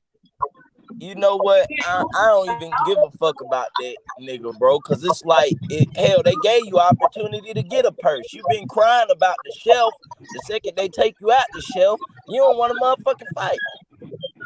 Sick of his bullshit, bro. Who the damn clout babies? That nigga is a clout baby, and we fell for it. We fell for the baby. All of us. Are you said Uncle Sheldon put his ass in the ring? Well, you know what? Put his ass in there with a shark. You want to get paid? PBC need to put his ass in there with a real shark. Think Al Heyman would do that to AB? Put his ass in there with a real Al shark. Heyman would. AB would do it to himself. Just give him some time. He'll be broke again, and he'll goddamn. I need a fight. Put him in there with a shark. Man, maybe he could fit in that in the celebrity boxers. Maybe he could call out Jake Paul, and he could balloon up at 80 pounds again. He could fight that That's nigga. what I told that nigga. He need to do something like that. But his days of boxing is done. I get on Ryan Garcia ass, I'm gonna get on him the same way. He had his time, and you know we gave him his props when he did. Now hang the motherfuckers up, bro. Go live your life. You got, hopefully you got you some damn money put up. Go live your life, bro. Damn, let the young guns come in and goddamn keep this shit going. Yep. You ain't doing. He's doing nothing for the sport, bro. This is, and you know what? It pains me to see my own goddamn black people try to fucking just completely just fucking give him a pass. Like, no, bro, you can't have a pass, bro. You fucking dropped out of a fight a week before after you been crying for the fight. Big facts. Like, come on, bro. At some point, we gotta hold these niggas accountable, bro. We And just this the can't keep shit letting them that they goddamn talk bullshit. Fucking the shit bullshit, that bro. pissed me off, man, is like, and I'm not saying like he don't got his own struggles with his mental health, but you know what I'm saying? We all do. Like as men, that's the shit we go through. Yep. But as a man, you got to push through that adversity and Damn come out right. of it. You know what I'm saying? You Damn don't get right, to use bro. this shit as a motherfucking crutch every time you fail or you fuck up. This nigga was 80 pounds overweight at the beginning of his camp, and they caught this nigga smoking cigarettes outside the gym.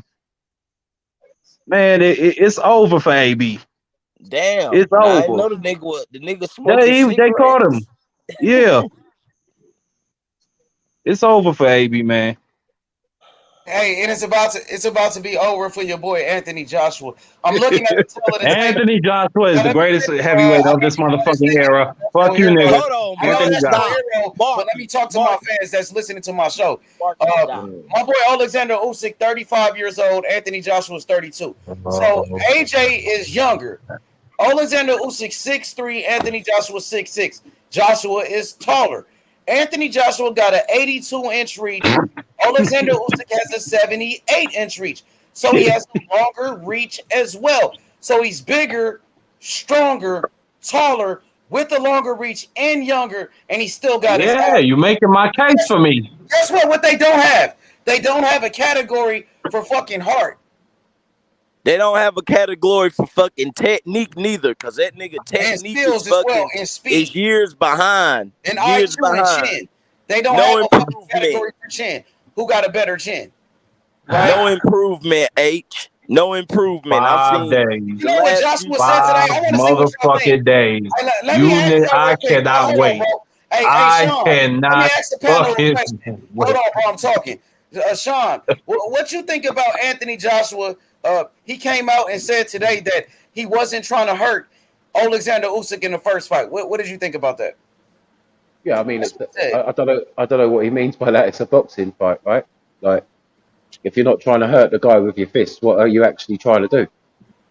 a It's a bit, fucking dumbass excuse. it's a bit confusing, right? So, That's a fucking dumbass excuse. hopefully, this fight, he's going to try and hurt him. That'll be a good look. That right there tell Exactly. you he That gonna nigga. fucking lose the fight. That tell you he gonna lose the fight. Who the fuck say as an excuse? That's worse than damn George Kambosos missing weight. This nigga say I wasn't trying to hurt him. It's a fucking fight. That just let you know Usyk got that nigga all confused.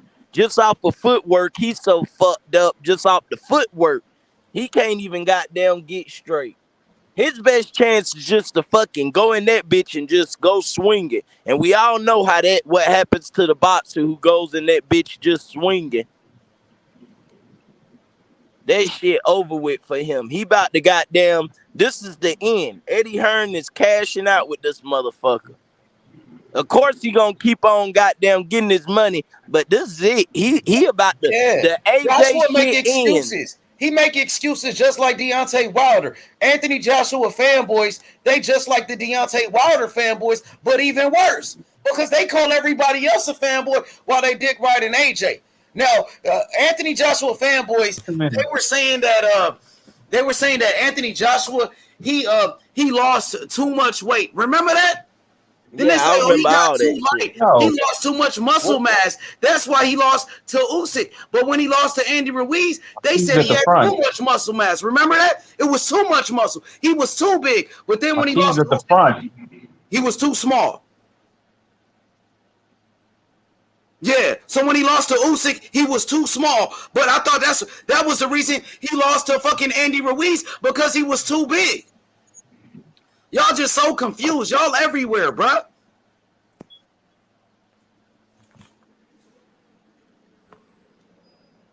Yeah, just like I motherfucking thought, bro. Anthony Joshua got his ass whooped by Oleksandr Usyk in the first fight. Usyk He proved it. He showed that he was the better man, but y'all still don't want to give Usyk any type of credit?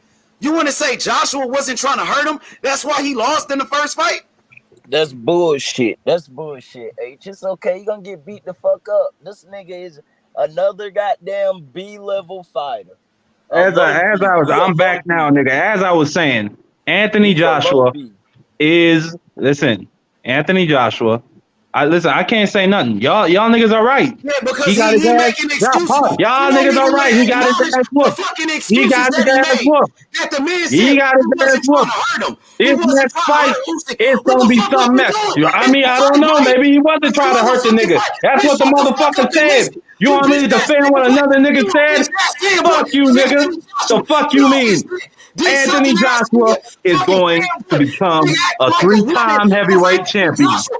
That's all the fuck I know. Fuck what you talking about. Fuck the last fight. Anthony Joshua is the best fighter at heavyweight after this fight, nigga. He gonna be the Ring Magazine champion. He gonna be the lineal champion. He gonna do all that bullshit. Fuck out of here, dick sucking ass fuck nigga. you mean? Ass nigga. Anthony Joshua, nigga. All up on Joshua dick. Anthony Joshua. Like a woman. Bitch ass Hey, nigga. I swear to God, y'all niggas gonna block me after this Saturday. Y'all niggas gonna block me. You're not keeping the same energy. Mark, y'all, I'm gonna make sure you niggas block me. I'm gonna be. Oh shit! So, what you say? Hey, because hey, Sean, remember in the first fight right, when Joshua got his ass whooped by Ruiz and he spit his mouthpiece out and he turned his back to the referee and he was shaking his head. Yeah, he was in a bad way. He was in a bad way. Don't that mean no mas? But that's you know, when you get hit in that part of the head, it's weird, man. You get like a weird feeling on the front of your face. You a fucking boxer. If you hit him anywhere though, Sean, it's not even just that part of his head. Oh no, I know, but I'm just saying, like, he had no fucking clue what was going on after that, man. No clue, you know.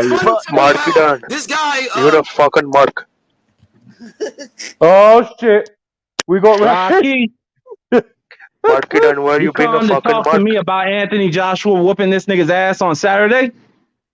Yeah, because you're a fucking fanboy or a fucking Anthony Joshua I ain't no motherfucker. fucking fanboy, nigga. Yeah, you straight up you mean? fanboy. You fucking Mark. You're a fucking Mark, bro. Where are you? I'm coming to you. Be on people's ass. I am off to my door, nigga. Hey, hold on. Rakesh, You got that yesterday, Indian what you tell that nigga? Hey, Rakesh, we still got the fight lined up. Hey, nah, man, no, don't try to be all friendly with Rakesh. Cook his ass. Yeah, Hey, look, he's trying to be friendly. Who he like? Who do he like in the fight? I got AJ, nigga. Fuck you mean? Who did Yeah, Rakesh you got? fucking cabin. I got Usyk. Oh, hey, who you tell yesterday? You say you don't have the gas tank to fight to what you mean? Yeah, he does. Mark doesn't have the gas tank and doesn't have the heart because he's a Mark. He's a straight up Mark. He will ball up when I fight him. We can make this shit happen, nigga. It's funny how you Hold talk on. all that shit about Tank. You call Method a fanboy and Tank and do all of that, but you steady over here dick riding Anthony Joshua, nigga. Yeah, straight up Bro, dick I don't riding. even dick ride this nigga. You come out of Stop dick nowhere riding. telling me all this dumb shit that I said. He just did a motherfucking I ain't never interview. even said that dumb shit. Hurt Usyk in the first fight. Straight up. Now you He did almost say stopped that him. he's the fucking. I don't know you said nothing that about that. What the fuck you want me to say? I'm telling you This what he nigga say said. retarded shit all the fucking time. What you want me to do about it? What the fuck are you talking about? Anthony Joshua said that he fucking punched so hard he didn't want to hurt Usyk in the first fight. That's what the nigga Man, he was said. pussy. That's what he was. He was pussy, man. That's it. Just like you. You're a Mark. You can relate to the Marks. That's why. Oh shit. Hold on. Rakesh, Marks relate to Y'all Marks. niggas That's is it. funny. Hey, get his Hold ass smart. Quit playing with him. Hold Now, on. damn, Yeah, you say because you that. You say remember that when AJ. Big Baby You Miller say pushed that Joshua? AJ is a goddamn top 3. You say he gonna be the number This one nigga, he heavyweight. all up on Anthony Hold Joshua. on. He said Anthony Yeah, he on his Joshua dick. is his king. He said Anthony Joshua is his fucking king. That's what he said.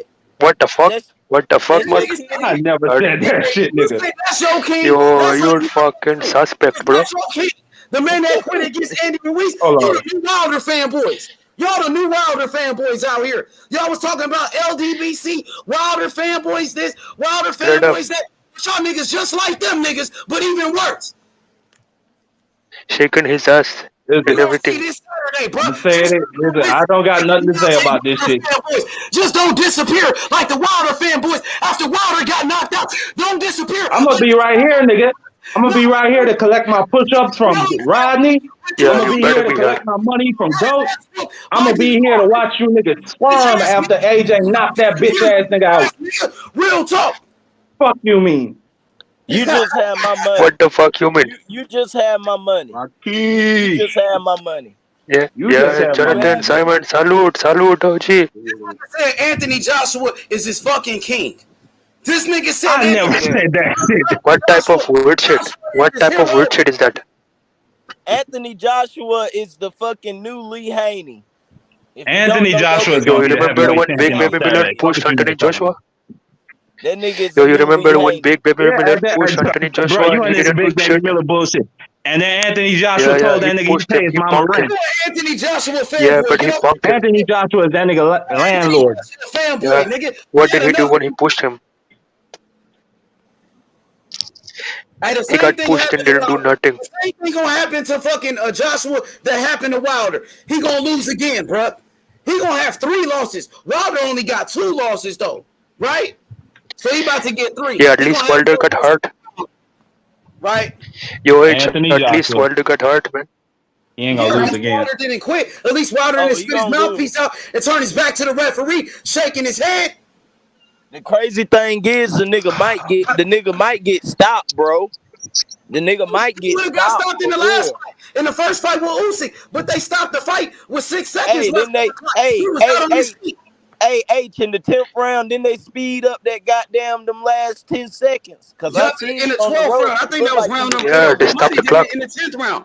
They might have did it. Hey, listen, fuck you. I don't want to hear this dumb shit no more. Fuck what you niggas talking about. Replay the fucking video. Get your bitch ass up out of here, then. You motherfucking Anthony Joshua fanboy. Straight up. Fuck you mean? Niggas mad because AJ the best heavyweight on the planet Earth. He's not the best heavyweight. Fuck you mean? He got a crush on Anthony Joshua. Stop it. Yeah. He's not the best. Stop Straight it, up fanboy. That's where we get wrong at. That's where I got an issue at. He's not the best, bro. Now quit lying to the people. After this Saturday, he will be. It's not gonna happen. Hell, it's gonna happen. It's not gonna happen, bro. If I believe it will, nigga, fuck you be. You think you can get in there and what the fuck you mean?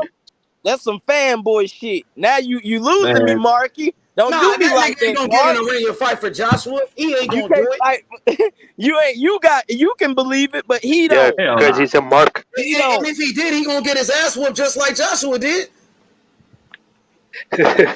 Joshua, hey, bro, I ain't climbing the ring and fighting for the nigga, but yeah, I support him. You can Are you going to spit your mouthpiece? Are you going to spit your mouthpiece, Mark? When I fight you, I'm going to spit that mouthpiece, huh? And look around, I'm confused. You gonna send Usyk mouthpiece to the 3rd row, nigga. You're gonna be like, yo, pass, bro, please. He gonna do it with an uppercut. That's what he gonna do with it. Make excuses. Y'all bitch ass niggas was talking about Wilder when Wilder made excuses, but you're not keeping that same energy with Anthony Joshua. You bitch ass niggas. They talked all that shit about Wilder when Wilder fired his coach Mark Breland, but Joshua got rid of McCracken and came with fucking Robert Garcia. But you okay with that? We could do the same thing. The same thing y'all did with Wilder, we gonna do with AJ, you little bitch. Yeah. What you talking about? Yeah, straight fine boy. 5 days. That's all I'm gonna keep saying to you niggas about this shit. 5 days. You're gonna disappear. You're gonna disappear in 5 days. In 5 days. Yeah. I bet you disappear. Bad. He gonna disappear like the Canelo fanboys, just like the Wilder fanboys. I ain't seen the Canelo. You know what they do? They all disappear. I haven't seen the Canelo fanboy. I don't went to damn Taco Bell looking for him. I can't find him nowhere. Damn. You're gonna find me back right here supporting my nigga. It's fine. Win, lose, or draw. I'm gonna rock with that nigga. He You about better to be lose. back. It's gonna get ugly too. This is the thing, Mark. It's gonna get. I'm gonna give you the prediction. I'm gonna give you my It's prediction. gonna be a It's war, gonna nigga. get That's ugly. what I think is gonna No, it happen. ain't gonna be. No, it's not gonna be no war. It's, That Joshua nigga is gonna not get built for war. AJ going in there to do damage. Fuck you mean? he gonna get outboxed. You see, goddamn Dillian White versus Tyson Fury. That's Listen, the best chance. That's the best chance to make it a war with Usyk, but I don't know if he got the gas tank. He don't even have the skills, bro. Fuck a gas tank. He don't even have the proper So the footwork. thing about that goat, you don't have to be the most skillful to make it a war. Yeah, but I'm You just know what I'm saying, saying? when you get What I'm into a saying war, is your to fight technique, that way, to be heavily aggressive and stuff like that, you gotta have a gas tank. not even And a that's gas tank. What yeah, about you some gotta have defensive? a gas tank, because if you gotta fight that style and stuff like that, if you don't hit Usyk with something to get his respect early or hurt Yeah, him and and that's what stuff, I'm saying. I'm with you. I'm with you with the gas tank. You the right, but gas tank, also man. To fight goddamn like have that, some you gotta fucking. have a gas tank, man. I'm talking about like a tour guy that Mickey Ward type of stuff. You gotta have a gas tank We know he to ain't fight got them it. kind of fights. He just gonna get it out the blue. He ain't had it all his other fights. Now he just gonna get it. My thing is, I'm with you on the gas tank, but also defensive responsibility. That nigga just be throwing shit with no fucking intentions of, okay, let me goddamn keep my right hand up. Let me keep the opposite hand up. Let me use some footwork. Let me goddamn use some slips. I mean, goddamn, bro. You know what goes when I look at Anthony Joshua as a fighter. I don't look at him from the waist up. I look at him from the waist down. He has lumbering Exactly. feet. That's what I'm His saying. feet is lumbering. You know what I'm saying? And then Not from the against waist up, the waist Usyk, down. that ain't gonna cut it with And you Usyk. can't have no lumbering feet against a guy like Usyk. Bingo. Exactly. That ain't gonna cut it. That's tailor Not with a made. guy like that, man. You can't have no lumbering feet, and you can't always be following. You know what I'm saying? You can't be following a guy around the ring like that neither. You know what I'm saying? Exactly.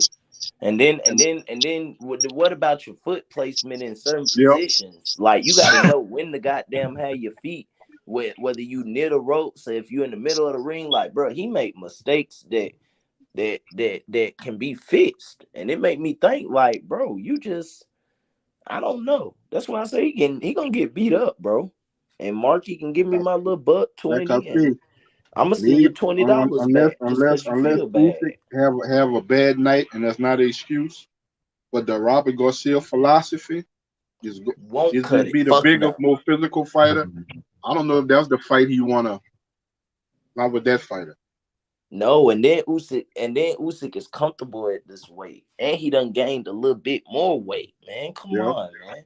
This shit. Then they got tape on the first fight. Then he won the first fight.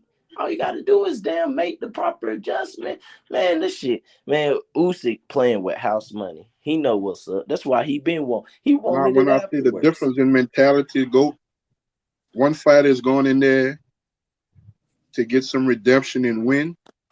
Another fighter is going in there to make a statement.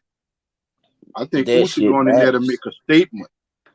Joshua going in there just to get redemption and win. Usyk want to make a statement. Man, listen. That's his Usyk, mentality. He that's a going in there mind. to Yeah, make that's a a statement. Like to mentality say, I thing. let you off the hook in round 12. I let you off the hook. Won't do it this time. Yep. You better come correct. And that's what I'm saying. Then the coaching, I like Lomachenko. I like Lomachenko more than I do Garcia. Yeah. Cause Lomachenko dad, if I'm not mistaken, that's his coach. Yep. So I mean, it stylistically, I don't see it. I really don't see it. It would be different if maybe he had a few unique qualities, but I don't see it, man. Well, what's going on, fellas? Salute to y'all, man. What's going on, D? What's good with you? What's up, D? I hear y'all breaking down that Usyk and Joshua, man. Yeah, you already know, me man. afterwards. What happened? Say it again. I get out around 11, and then we do it. You know what I'm saying? We go link afterwards. Because I left the bike over there by Jerron's house.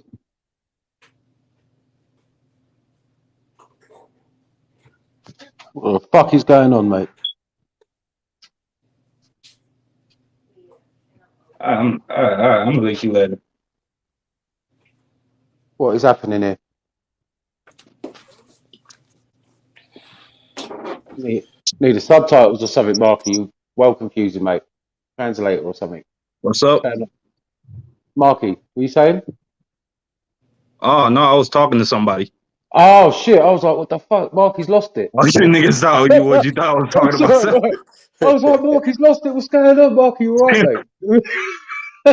you might not want to make that bet no more, Marky. What you thought? Man. Speaking in rhymes and shit. Very weird. Look, here's all I know. Anthony Joshua. The nigga is big. He's knock-kneed. I'm gonna admit it. The nigga can't really do shit past 8-6 rounds. I still believe in the nigga. That's all I can say, nigga. I still believe in the motherfucker. That's fine, man. I mean, Yeah, yeah, bro. That's. I mean, that's good, bro. At least you got faith in your fighter, my nigga. Like, for real. Damn. I hope you're right. I hope it's a great fight. I hope it is a war. I hope the extra weight for Usyk gives him a little bit of tank problems, and they get stuck in. I'd love to see that, but I don't know, man. Usyk looks really, really focused in the interviews, but so does Joshua. All I know They is said that nigga gained around 15 kilograms for the fight. Yeah, muscle as well. That's dangerous. He's big. Good. He's fucking big, man. But he looks happy. So with that being said, man, I think he coming in that bitch to knock him out. If he came up 15 kilograms, he ain't looking to keep the fight going 12 rounds, but he still can though. But that just says a lot. If he bulked on, he gonna get hurt. Yeah. Well, if you watch the fight again, the first Who you fight, got, Goat? he got hit a couple of times. He wobbled. Usyk. What'd you say? Hold on. Who you got, bro? What you asked me? Who you got? Niggas know I'm gonna be at the casino this weekend. I'm probably putting 2,000 on Usyk. Straight up. Shit, that nigga say 2,000. I like Usyk, bro. Hell yeah. You confident, hey, man? That's you won a hell of a lot of money if you'd have betted on him that first fight. Because I won a good substantial amount in that first fight. Because he was that nigga he was plus money too. Yeah. It's okay. He gonna get beat, man. This nigga about to get beat up, bro. It's footwork. It's just his footwork. He like my man say, he have lumbering feet. His feet get stuck in the mud. He load up, and that just ain't gonna cut it with Usyk, bro. Like, I'm talking from a technical standpoint. Like, damn, height, reach. I want to know what your mind is. What are you doing in the ring? Like, that's what matters to me.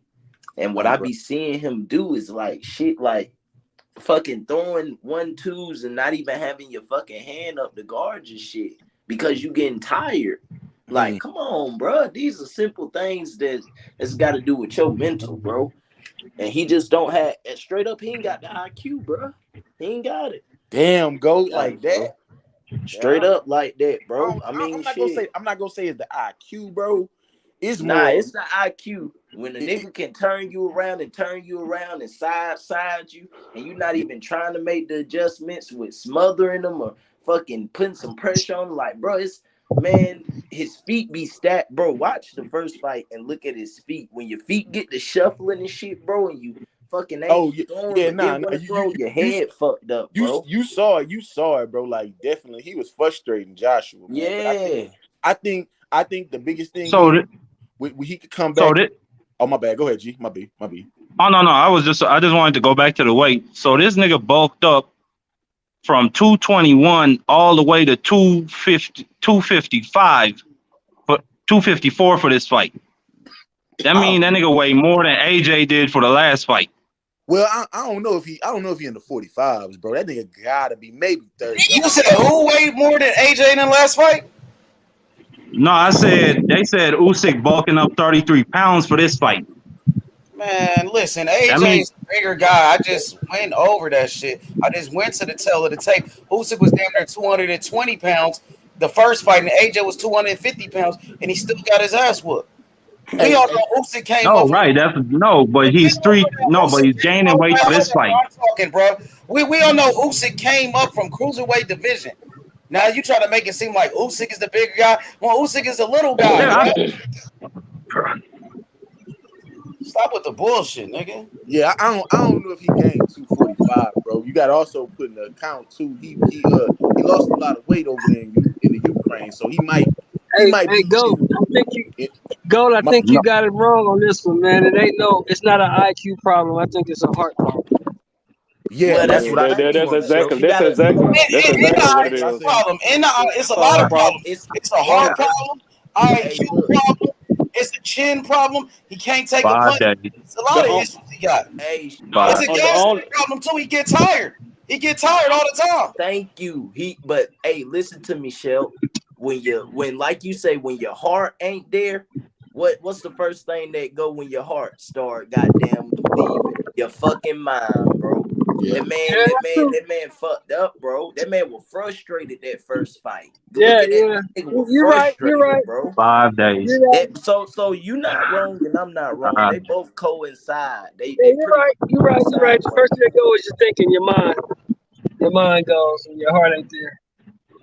And that's the thing, man. And only way he gonna have any kind of goddamn chance, man. And he got to just let go for broke.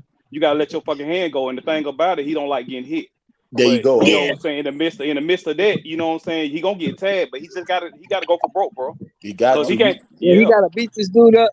He gotta impose his size, beat this dude up, knock him out. That's the only way he got a chance to win. That's the only way he got a chance. Hey, Uncle Shelby, if you saw in the second half of the fight when he had success coming forward, he was doing it, and then once he got hit with that fucking straight left, he retreated again. Stop doing it. Hey, D Young, you seen the look on your face? You seen the look on your face when he took that hit? He was like, God damn. He didn't like that shit, bro. He did not like that shit. That's why he retreated.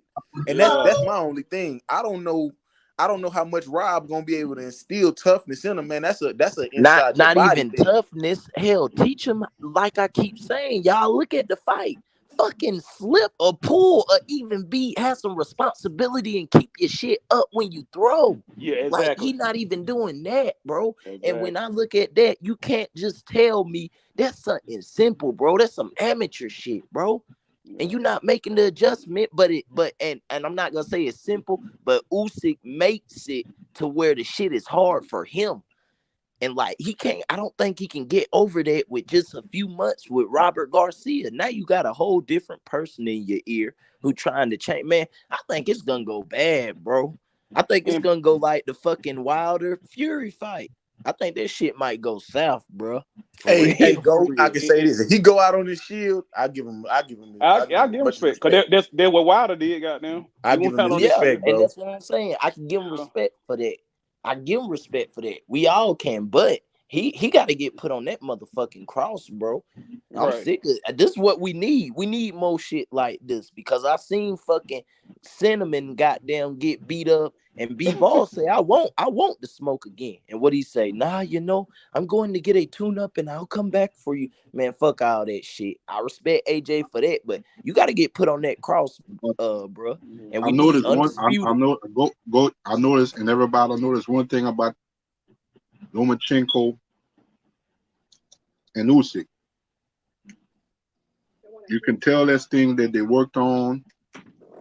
Something that's a part of their fight game and stuff like that. Them guys there, you can't allow them to keep putting you on the back foot.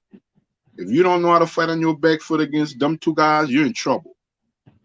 Boy, you just gave the key. That's exactly why my money is going on Usyk because AJ cannot fucking fight efficiently on the back fucking. The second half of that fight with Lomachenko and Teo. It wasn't for Teo youth and his athleticism. Lomachenko had him on that back foot. But his youth and his athleticism was able to prevail in that fight. Teo don't have lumbering feet. Teo got pretty good feet and he can move if you have to move. But the second half of the fight, Lomachenko put him on that back foot and he struggled. Same thing with AJ. Usyk put him on that back foot no matter what. AJ brought you to Usyk, he kept him on that back foot.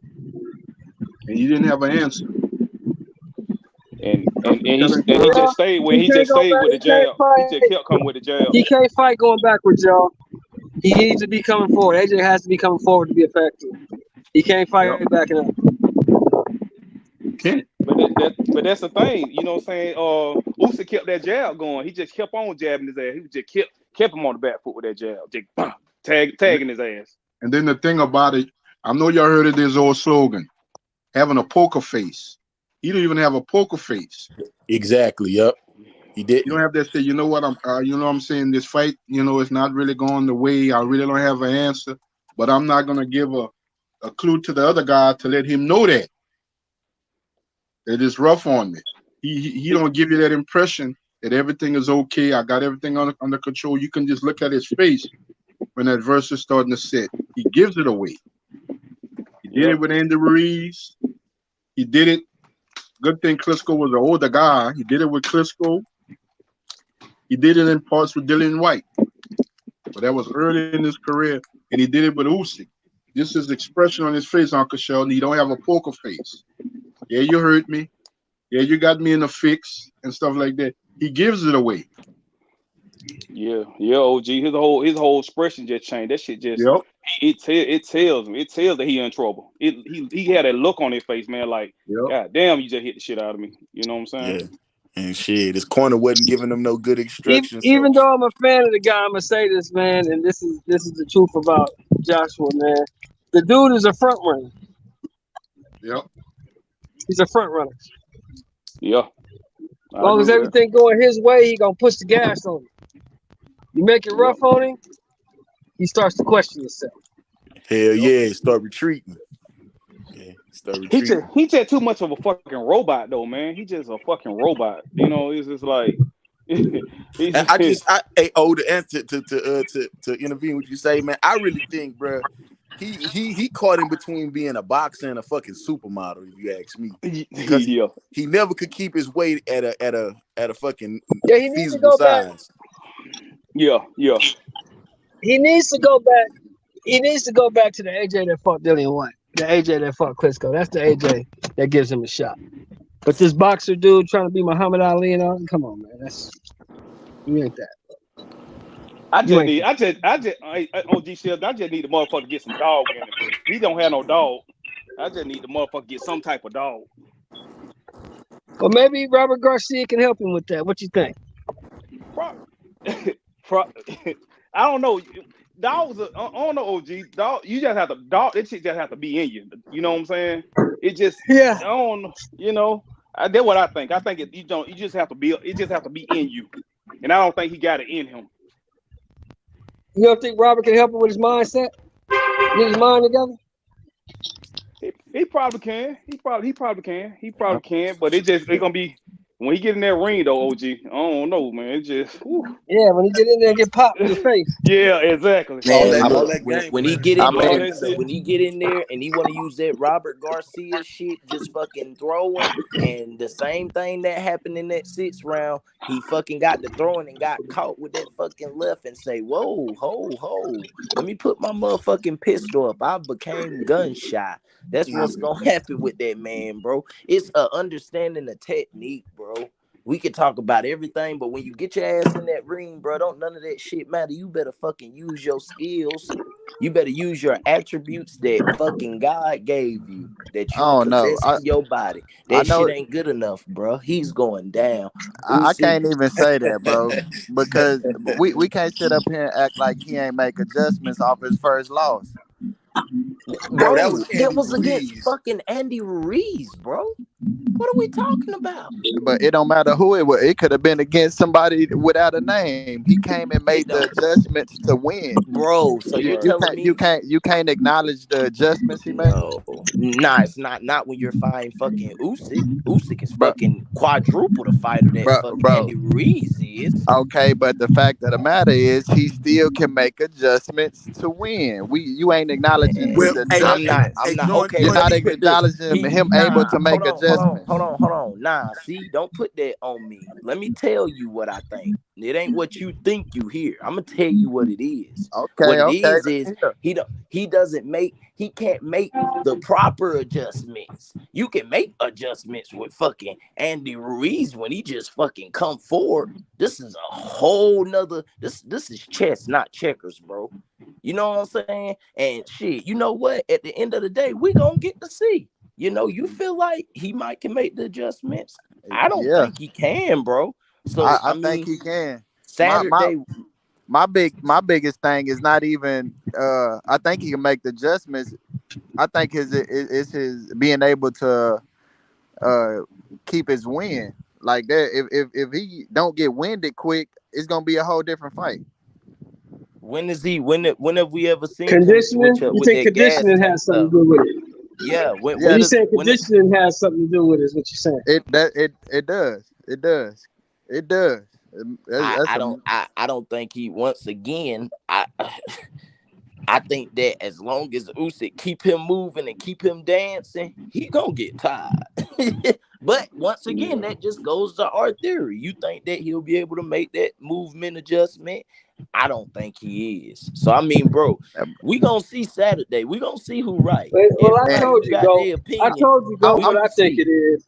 I told you what I think it is. I think it's the money, man. I think the money done got to him. I think Robert is the perfect coach for him because if he stop all that trying to box shit and go in there and put them hands on Usyk, it's gonna be a whole different fight. When Usyk start getting touched, how he gonna react to that power of Joshua? It'd be a different fight. I mean, how you gonna do that though? I think the money done got to him, y'all. I think them silk cheeks and ate his ass up. Damn, you think so, Uncle Shelton? All I'm saying is, it could be you don't think he's motivated at all for this second fight? Or well, let me not say it. Well, you don't think he's as motivated as the first one that belt? Let me ask you a question. If you got $200 million, who do you want to fight? Shit, well, yeah. Nobody. Can't nobody. That's a good question. That's a very good point. I don't want to fight nobody. Taxman. It all makes sense, bro. Everything. I mean, that shit, bro. I just cannot wait because I see it, bro. I see. But do y'all think he's struggling with him because like he's a southpaw? I mean, he's a southpaw. Usyk will catch his ass with overhand lefts. You know what I'm saying? That could be a factor, but I wouldn't really. It's his feet. Yeah, go ahead. If you ask me, it's his feet, bro. It's his feet. Them feet gonna give him trouble the same. And now I ain't gonna say it like that. I ain't gonna get that disrespectful. But see, I'm sorry. Mark. Rodney Evans says, "Mark, bet me, you hoe ass nigga. You love AJ so much. Put your money." We got the push-ups, Rodney. And then Rodney came back and said, he came back and also said, he said, "Mark, why you acting like a bitch?" Yeah, fuck you, nigga. You want to respond? We got the push-ups bet. I'm betting with GOAT for the money. Yeah, you betting with me. You know that money. So you ducking Rodney? Yeah. You ducking that Rodney smoke? I mean, we got the push-ups going. Hot rod. I mean, I guess so, nigga. Dog. Damn. Fuck you mean? I ain't giving this. Fuck you mean? I ain't betting no more money. Nigga, you working hard than a motherfucker, nigga. You riding in big old trucks and shit, nigga. You know how much that truck costs a month? Shit, I don't know, nigga. That's why I told GOAT I only got 120 a bet with this nigga. Hey, look, look, them feet gonna kill him. Slow feet don't eat. Yeah, they are. He gonna dance. Hey, he gonna dance with that man, bro, and fucking be got nothing to do with it. Feet got nothing to do with it. Usyk about to get his ass whooped. Who said feet don't have nothing to do with it? Not in this particular fight, but yes, it do. What are you talking about? Hey, bro, I had to jump in, bro, because I've been hearing nonsense for the last 10 minutes. In here talking nonsense. What's ridiculous? What have I said that's been ridiculous? Usyk in 10. Usyk in 10. What's ridiculous about he goes down in 10. Who goes down in 10? Who? Usyk. Oleksandr Usyk is about to get his ass knocked out. You want to put some money on it? Are you going? I already did $200. $200, you gonna lose that shit. Yeah, What the fuck, that bro? shit. Come on. That It's shit happened 50 bucks. before. It don't matter, but shit, I don't get it wrong. I don't get it wrong most of the time, and I ain't gonna get it wrong this Saturday.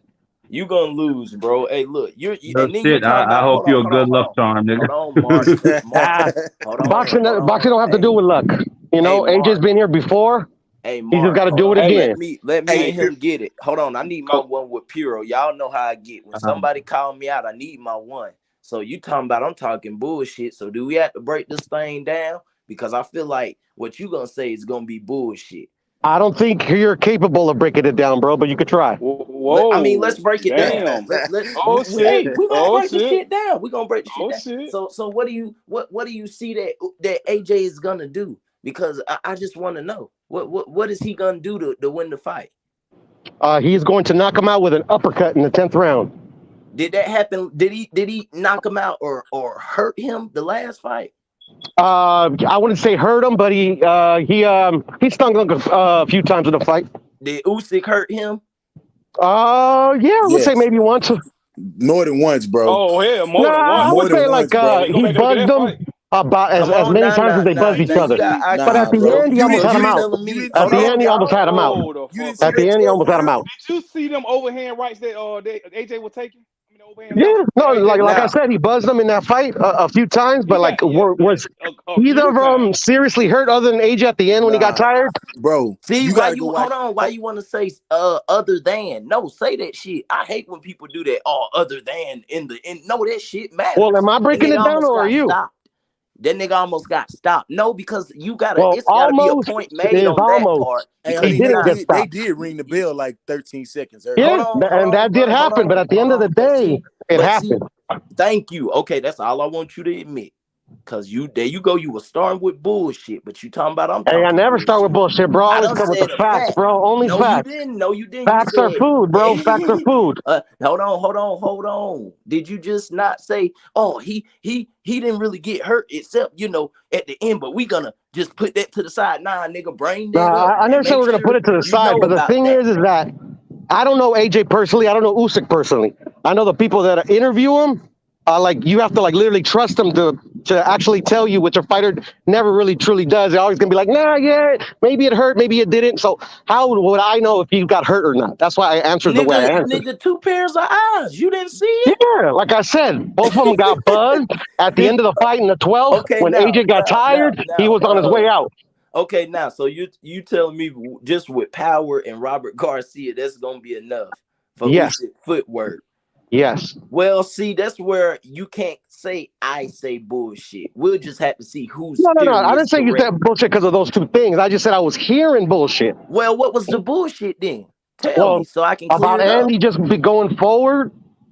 Who else? What else? Just basic layman's explanations on boxing. Hold on 1 second. Everybody in here who disagrees with me that fucking Andrew Ruiz doesn't come forward. Anybody? So it seems like you talking bullshit right now. I didn't hear anybody say yes, no, maybe so. Do anybody can't care? But it doesn't matter. It doesn't matter. Does Usyk go forward? Does Usyk go backward? Does Usyk go side to side? Who cares? Hold on. Now it's who cares? But I thought we were gonna break. Bro, I'm just saying, bro. It's like you're not breaking it down. You're using semantics to try to win an argument. That's all I'm saying. Man, you deflected. You sound like a deflected. I'm not deflecting. You're the one deflecting. You literally wanted to fucking ask a poll in the chat. Hey, chat, who agrees with me? Bro, it's a debate between me and you, not me and you in the chat. I'm just saying. I'm just saying. I mean, if we're gonna sit here and see who has the better fucking understanding in theory, why don't we get some fucking opinions from our peers? All right. Give me 5 minutes. I gotta run into Best Buy and we'll do this. I'll be right back. Go ahead, run the Best Buy. See, that's the shit. H money. I'm on their ass. H. I'm making niggas go in the Best Buy. The thing with Andrew Ruiz, the thing with Andrew Ruiz, the main question is physical conditioning from a fight to fight basis. He has pretty good head movement and he has fast hands for heavyweight. Yeah, but he's a come forward fighter, right? Yeah. Yeah, well, that's what I was saying. He's a come forward fighter. I mean, Yeah. so hold on. When people say I'm talking bullshit, but he's still a come forward fighter, who's really talking bullshit and who in their feelings? Does anybody feel what I'm saying? I feel Or do what I? I feel. Go. I feel what you're saying. I do feel though that we're slightly trying to add the fact that I think it was said by D earlier. The fact that Joshua can adapt in there is a huge importance in the second fight, and I think that's why Usyk's putting the Well, it's weight on. easy against a come forward fighter. No, no, no. I'm not It's saying about not the hard Ruiz. against. You know what I'm saying? I'm I'm just not saying. saying. I'm not saying about. Yeah, I get what you're saying with the And Ruiz. I'm once saying for again, my this fight. brother, listen to what I said. I didn't say he couldn't make adjustments. No. I said he can't make the proper adjustments. He can make adjustments, but the proper adjustments that need to be made for Oleksandr Usyk, I don't think he can make those. Goat made a lot of sense when he was talking about his feet, man. Because you Yeah, just for think about it, sure. you go back and look at that fight. You see how I'm watching it right now. you see how Usyk was pivoting and giving angles and shit. He kept hitting. That's why I kept saying, you see his eye, see how his right eye was looking. Usyk kept hitting him with that overhand left. Boom, Yeah, but boom. Kept tagging his ass. we keep talking about Usyk, but we keep missing the fact that Joshua was also catching him with the straight white loads. Yeah, and He caught him. Yeah. And Yeah, bro, so they both had success with certain things they were doing, but Usyk obviously with the footwork is having a lot more success because of Joshua being slow. Bringing in Robert Garcia and something that we watch and we know is a problem, to think that the man himself is not going to make those adjustments is a little bit disingenuous, right? So I believe that Usyk putting that weight on right now is because he's not going to move the same way that he did before, and he's going to have a whole different game so plan. you telling me just with his whole record, how many fights he got? Who? How many fights do Usyk? I mean, Usyk. 19, not Usyk, but AJ. How many fights do AJ got total? 29. 28, So is you it? telling 28 me? or 29. So Yeah. so on the 29th fight, we gonna see the adjustment. We gonna see No, the no, no. right I'm not. adjustment. No, Hold I'm on, not gonna. versus his toughest opponent.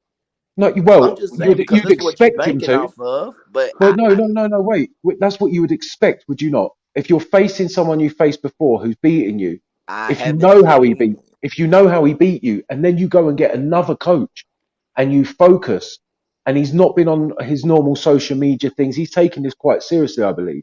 I would assume that his biggest test would be the See, one yeah, that he would at we least try assuming. harder. Well, Once it's again, his we biggest test. assuming, so we gotta see. We just gotta see Saturday. I Yeah, cannot that's what I wait mean. for We're all Saturday. assuming. We're all assuming. We're taking the I first fight cannot and wait using that as the because benchmark. I want to say this: if he do get his ass whooped, Hmm. all this he can make adjustment shit. We gotta reevaluate what we're saying.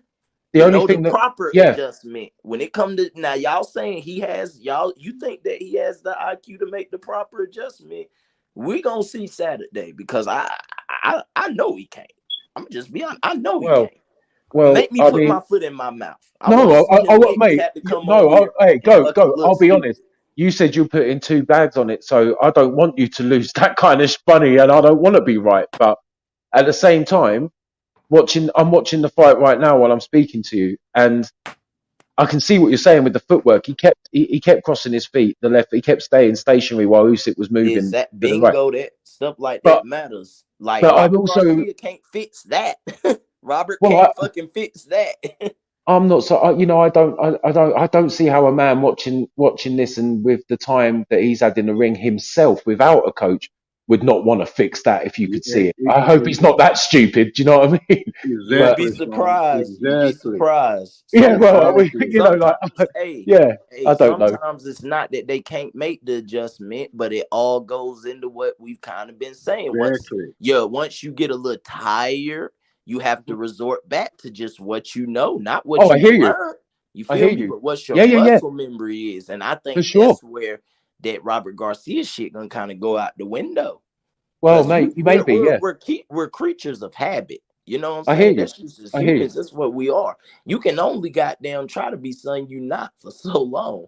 But Eventually, something. especially with somebody getting tired, then it fucks with your mental. Then before you know it, you back doing the same things that you were doing the first Yep. fight.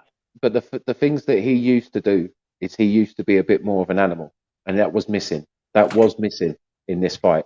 Like we've been saying, trying to outbox a boxer, trying to outbox a boxer when he's had that many amateur fights and is that good of a boxer is definitely the wrong game plan for a big hitter like Joshua, for a bigger guy, right?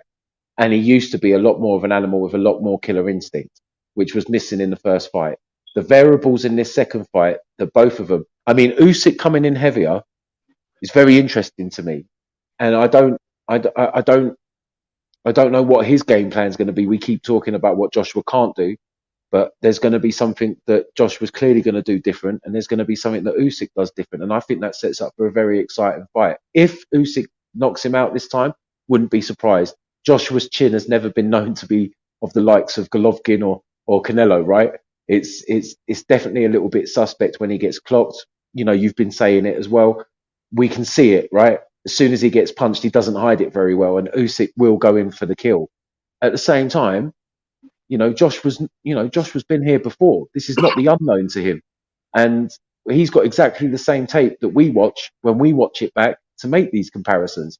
And I just hope that both of them go in there and give us one of the best fights that we've seen this year, up to the point we get Spence versus Bud, right? I think this could be the best fight of the year. This is I just don't think it's as open and shut as people are making it out, because I don't believe the first one was a complete whitewash from Usyk at all. I don't think it was a whitewash. I don't think he completely outclassed him the whole 12 rounds. I'm watching it now, and there's moments where he's getting hit quite easily, and his footwork, he has a little stutter step, which is a clear giveaway. He keeps doing it.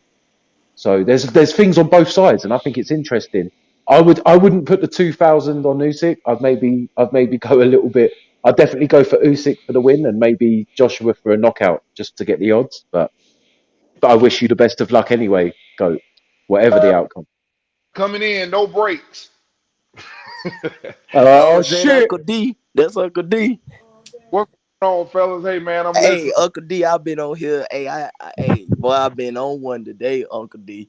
Hey, I heard you a little bit, but that's what I wanted to jump in on. Look, hey, I don't want to join nobody's side, because both of y'all make good points. The only thing I'm saying is Joshua ain't never been no animal, Vin Bizzle. I like him as a fighter. He's a big, strong fighter, but he just don't have what we be talking about, that dog in him. No, he don't. And that's the thing, because if he had that dog in him, I would be 100% betting on Joshua. But because what you just said, you kind of like made your point, but you also gave the same reason why GOAT feels the way he does. You said he doesn't have a good chin. He doesn't hide it well. Well, guess what's going to happen when a dog see that? Oh yeah, no, I'm not disputing that. Yeah, of course. And the thing about Usyk may not be as big, but one thing I know about Usyk, that motherfucker. If I was just on the outside looking in, I would say that son of a bitch crazy. He's a dog. Yeah, no one's disputing that ever. Usyk's crazy. Yeah, we all know this. I don't know, but that's what I see, and just knowing that type of person is going to be in there with a person that doesn't have it, it's kind of hard to bet against it. That's all I'm saying. I ain't taking that away from Joshua. I respect your opinion, man. Respect your opinion, but there was moments in Joshua's career where, when he needed to take people out and when he had a chip on his shoulder, he was dangerous. He lost that along damn the way. it, though, bro. What? I mean, damn, do you not? I mean, I don't be trying to just come at everybody, but look at. I like Vin Bizzle. Vin Bizzle, you make good points all the time, What bro. are you saying? I like you. Yeah, I like you, but no, mate. saying, What's wrong with me saying that he used to, in some of his fights, like, did you not see with Dillian White? Did you not see what he was doing? No, I seen it. It's just, man, I ain't gonna get started. I'm not gonna get Well, so started. you at no point ever thought this nigga had any heart, any dog, ever go. No, I just don't bet on. I don't bet on people that ain't got the dog in them. I'm sorry. When that shit get, like, I'm gonna tell you what I saw with Teofimo. Everybody down at Teofimo, I saw Teofimo fight his ass off. But what I did see, I saw Teofimo when he realized he couldn't knock dude out early in the fight. He kind of got tired, like he did against Cambosa. He went out there and threw all his energy out, and that's going to cost him if he gets in there with someone once again that's got that dog in him and see that he gets tired like that. That's why I say the only problem for Teofimo to me is he needs to learn how to manage 12 and 10 rounds. He has to learn how to manage it. His talent is out the roof, bro. I Hey, don't care Uncle what D, nobody say. side He note, got I ain't talent. mean to cut you off, Uncle D, but do you think he's an A-level fighter? I wouldn't say he wasn't. I No, wouldn't I'm say just he asking wasn't. of today. Let's He's just got talk that. about right Talking about now. Tio or AJ? No, He's talking about Tio Tio. right now. Is he an A-level fighter right now? Tio got that Harrison problem. You know, Harrison runs out of gas. That's why he couldn't beat Charlo. They run out of gas, man. And you can't run gas with no top fighter against Earl Spence, but you can't run out of gas. I don't know what round it is. Your ass is if you run out of gas. And I see Joshua breathing hard sometimes. Yeah. And those are the things that make me take the sides that I take. I wouldn't bet on Teofimo, but I tell you this, I wouldn't bet against Teofimo. Teofimo can fucking box. The problem is he can't control his motor for 10 rounds. That's my personal opinion. I totally disagree with damn near everything that was just said. Okay. Well, what you All right. think? All What right. think? So starting with T.O.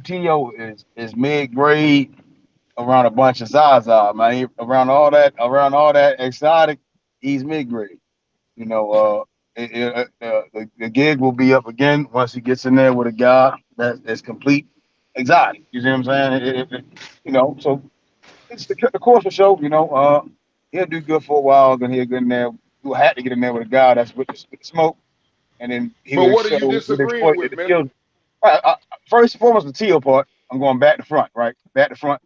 So the But you just Teal thing, said something. Hold on, you just said something though, man. I'm with you, but you just said something. You kind of like just went right back with what I just said. You didn't right? take away from it. I wasn't done.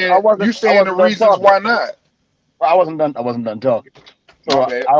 I think T.O. is all right. I don't think he can really box really well. You know, jumping off your feet and trying to force things is a recipe for disaster. We saw that with Chris Colbert against Hector Garcia. Garcia kept those feet on the canvas, kept moving, turning, and broke Colbert down until he didn't want no more smoke. And that's T.O. in the Hey long. man, did you ever see him jump with Loma in the ring like that? I'm just asking. I mean, When he fought Loma, I tip my hat to T.O. for pressing Loma, and Loma. we I can shame Loma for not going right at T.O. He should have just went remember straight that at. not met. Remember that not met. We do what we can do against certain opponents. You won't play like that against Bud Crawford. Your ass won't play like that against Earl Spence. Right, and You understand what I'm saying? I don't know if T.O. has a gas tank problem. I mean, damn near every fight he didn't get tired with Cambosis. He was able to It put him back did. down. He retained his That's why he power. said he couldn't And, breathe. That's why he used the excuse he couldn't breathe. Hold But it on. had, Did you just uh, say he didn't get tired against Cambosis? no, exactly. He no, he was able literally to. admitted His that. his He power admitted was that still there. himself. He still had power late in the fight. But he couldn't punch. He couldn't punch. He's like Adrian Brunner. Adrian Right, Brunner had power at the end of the round But too. but Method, you didn't notice how after he dropped Cambosis, he didn't jump on him. right. Exactly. He didn't jump on that nigga. That's He not an couldn't. exhaustion problem. That's a skill problem. That's all when he was fighting No, He Cameron. did try no, to no, jump on no. Cambosis. T.O. went all out when he No, I'm dropped him. talking. And then, let me finish. T.O. Okay, go did ahead. try to stop him. He tried to knock his ass out. After he hurt him, he dropped him. T.O. went for the kill, but Cambosis was able to survive, bro. The And damn that's cherry the pick thing right fought there. back. No, That's No, the I I didn't. thing just right think Me, the there. Hold cherry on. pick I was wouldn't just put. That's gonna the lay thing down. what H I, just said. The I problem wouldn't with me, the attribute that problem with to T.O. is when a stamina. man That's can take his skill. punch. I said that earlier. When a man can take T.O.'s punch and he's gonna be there all night, and that's what that dude was doing at the beginning of the fight. That's why I was starting to get worried. I'm Right, like, yo, this nigga running out of gas and this dude ain't going nowhere. but That's his problem. it wasn't about like all right. So again, it's like the Wilder effect, right? Wilder swings for the fences. You're hello. going to burn the fuck out. T.O. does swing for the fences here and there. He did it with Cabot, but he didn't gas out. You know, he started pressing forward, banged on this motherfucker, got his ass up out of there, and that was the sixth, seventh round. You know, so I haven't seen T.O. gas out. I mean, he beat Nakatani clearly for 12 rounds. He struggled a little bit.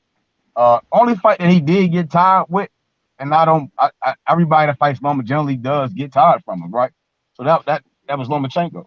You see what I'm saying? But when he fought That's the best Tampa, fight he ever fought to me, that he didn't get tired. I mean, I wouldn't even say that's his best performance. I thought he did well early on, but later on, that motherfucker was getting the shit beat out of him. Yeah, but he still had shit left in the 12th round. He didn't get tired in that one. When I say tired, let me say this. When I say tired, maybe you misunderstanding me. When I say tired, meaning I can't put out the output I need to put out, and I'm trying to move because I can't punch because I'm kind of tired. So I need to move around a little bit. Keith Thurman does that shit. That's why I say Keith Thurman the same problem. Yeah, Keith Thurman got power, but Keith Thurman get winded, man, especially if you hit him with something and he Like gets to running around. they load up. They swing for the fences. They load up. They force punches. That's how you gas out. And you got skill. You're not gonna get tired. Earl, he sticks to the fundamentals. That's why he can hang in there for a long time. So man, if they swing for the fences, wouldn't that go back to what I said that they need to learn how to manage the rounds? Yeah. No, it's not really managing. You need fundamentals. If You ain't can't got just come out fundamentals, swinging if you fucking don't got fucking mic in fundamentals, the you gonna first two always get rounds. caught. Listen to what you're If saying. you ain't You got, can't come you're out. not, it's a science, bro. It's always a science. Like if you're doing something the right way, you reserve energy. When you start doing Which all that, goes back to what I'm saying. You saying the same thing. This motherfucker come out thinking he can knock everybody out, and it don't work, and then he got to fight. but he guess don't what? have But the guess what? fundamentals to do anything else. Is what I'm saying. That's why he always loses. And let's be patient, guys. He just started. Maybe Coach Usyk is gonna be teaching him to be patient. Maybe he's trying to filter out these bad what you guys are talking about. Who? Tio with Joe. No. That's not. No, he. If he's still with the same trainer, his father, he's not filtering out Yeah, I was bad about to say habits. What he's doing is just trying to stay in shape. But he's going to continue. I see he basically did the same shit just to a nigga that was lesser than him, got the win. It's not like I heard he he brought got in with a different trainer some that new co-trainers. implemented a new way of thinking for him. You see what I'm saying? Hey, shout out to I'm the talking tough. about the guy that they brought back. His the Cuban guy. I asked when I gave you. But the thing, Hey, shout out to the toughest G. I agree with you. Regis beats Tio because Regis ain't going nowhere, and Regis gonna be goddamn. He got a motor. That's an example of what I'm saying. I'm not saying Tio can't be beat. I'm just telling you guys Tio got talent, and if he gets in there with somebody like Regis that has a motor, it's gonna be a problem because he ain't going nowhere. Here's the thing. Here's the thing, Uncle D. Regis ain't going nowhere. Here's He the ain't thing, knocking Uncle D. Regis out. We old school. And the thing with Teofimo Lopez, he got all these people in his camp patting him on the back like he's this super perfect fighter in the ring, and he's not. And he can't be taking these shortcuts when he's in the gym, and he can't be taking these shortcuts in camp because he's still young. He in a division where they got sharks now. He ain't 135 anymore when he can pretty much physically outbully a lot of these guys. He's in a division with sharks and killers now, and he can't be taking these shortcuts and camp and stuff like that. Yeah, you young and everything. You got a lot of talent, but his talent is more on the athletic side than the skill side. And you got to get in that gym. We have to let that. The only thing I'm saying is we have to let that, become what it is. And I'm not gonna just put nobody down because I know what it's like. These dudes competing, man, and the dude, you can say what you want to say. You can say he ain't fought nobody, he ain't did this, and he avoided this and that or whatever. But he did take 2 belts from 2 different people. Actually, 3, I think. So, you got to give him respect that he is a good fighter. And I understand what people saying that he's moving to 140, but at the same time, half of the motherfuckers at 140 is running from that work at 135. Because all the killers at 135. I think 140 is easier than 135 right now. Anybody disagree with that? I disagree. They got some sharks at 140. It's a bit tough to call that one, man. No, it's completely false. So let me ask you a question. Your top fighter who just unified 140 right now. If you had to bet your money, Devin Haney goes in and fights Josh Taylor, who wins? Wait a minute, who wins if Josh Taylor had to fight Devin Haney?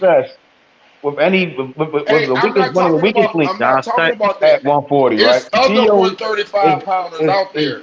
Styles make fights. No, it's Styles make skills. fights. Skills pay the bills, Uncle right? D, I think Skills pay the bills. 140 is a lot deeper than 135, and I think if Devin Haney were to fight, like I don't think Devin Haney can be beat, but I think if any fighter fights everybody, eventually he's gonna be beat.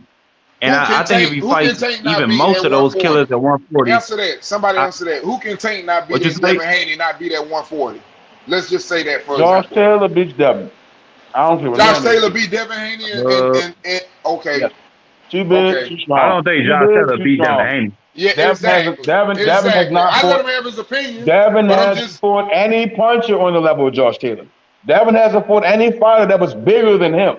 We've seen Devin and Josh Taylor side by side. Josh Taylor's looking down at Devin. He made Devin look a little ass boy. Montana made Catterall look like a little boy too. Made him like a little boy. These guys are way bigger than Linares and them. You see what I'm saying? This ain't the Linares. This ain't no JoJo, like bro. Bushwick Bill, nigga. We're not talking about featherweights balloon up to welterweight. I mean lightweight. We talking about guys that can fight welterweight and damn near go to super welterweight. Size ain't shit, nigga. Bushwick Bill told you that. Yeah, nigga. but you're not going to middleweight. You're not will knock him out. Listen, possibly, right? I'm saying possibly. I'm gonna tell you why. I'm gonna tell you two reasons why. Hold on. Let me tell you two reasons why. This man just said Catterall ain't all that, but I'm gonna tell you this. Catterall ain't all that, but I'm gonna tell you this. The reason why Catterall beat the shit out of Josh Taylor. And anybody on here, I think we can agree to that. That's why the motherfucker ain't even ranked. That's why he ain't even ranked number one. I think the one guy at 140 that made. Wait a minute, bro. Let me finish. Because he got his ass beat. Why did he get his ass beat? Because he had to go in there with a left-hander. You put his ass in there with Tank or Shakur. I guarantee you them dudes figure out a way to beat his ass. That's just my opinion. Right, but you're not using facts, right? Again, Okay, these are junior welterweights, not featherweight, not bantamweights. This is a guy that started at 140 that can still go up to 154, right? Same with Regis. I can see Tank do the punch placement, being able to squeak out a decision with these guys. I can't see a motherfucker that I've never seen get into a fight and with anyone. When he did get into a fight with Linares, he got hurt. I haven't seen him with a fight with the bigger man, the stronger man, and then cutting the ring off. Even when we mentioned Jack Catterall, he had to fight Josh Taylor to win. So I've never seen Devin fight anybody. Can do better. You're gonna have to fight these guys, bro. I know they on different levels. Well, Matt, I think that's because Devin Haney's bigger than everybody. Y'all just gonna let this nigga right? talk like this? Exactly. Somebody gonna goddamn clean this shit He up. bigger Like, than everybody at 135. about? Devin Haney wasn't a guy in the ring with somebody taller than him, Antonio Moran, and Haney knocked out Moran, who was much bigger than him. I don't know who that is. Alfredo Santiago, right? I don't know who that is. I got another one for you, man. Moran. Antonio Moran, he fought against Jose Pedraza. Pedraza is the same guy that Tank Davis beat. Right, I'm saying they're not on the same level as a Josh Taylor or a Program. These are legit veteran elite. Haney's actually bigger than Regis. Haney's actually bigger than Regis Progress, bro. Regis ain't that big. My thing is, how can you? Haney actually got a longer reach than Josh Taylor. Man, fuck all that. I'm about to go. Listen, Haney is bigger than Regis Progress. He's taller with a longer reach, but Regis might be more stocky. Haney is bigger than Regis, bro. Exactly. Again. And let me just welcome YB before I head out. YBZ, what it is? YB. All right, later, H. What's good, YB? Hey, y'all niggas be cutting, bro. Nah, you be capping. Hey, man. Well, I think you just said you don't think Haney can. Let Nathan and D bang it out. Go ahead. Hey, no. D don't duck this smoke. D gonna get cooked. Let me say something. About to get cooked. I'm gonna run around. No. I'm not. This ain't no cooking shit. But I'm dead serious about something. Nah, gonna get cooked. Listen. Oh yeah, you can do that. Get on his ass, Uncle D. Quit playing. You know we can do that. But look, hey man, hold on. He on that yak. Hey man, now listen, man. You ain't you pulling? Well, you lean toward Crawford over Spence. Yeah. Okay, but see, you just made a statement that didn't make sense. Spence can fight at 154. Crawford came up. He ain't been in there with them big dudes like that. So he shouldn't be able to beat Spence. Why? Crawford is Wait a a minute. totally Why different can't fighter Devin than Haney? Devin. Wait a minute. I know they different levels, but it's for the worse. Why can't Devin Haney move up and beat fucking Taylor, but Crawford can move up and beat Spence, who is a powerful fucking fighter in the world? I explained it when the fight introduced anything.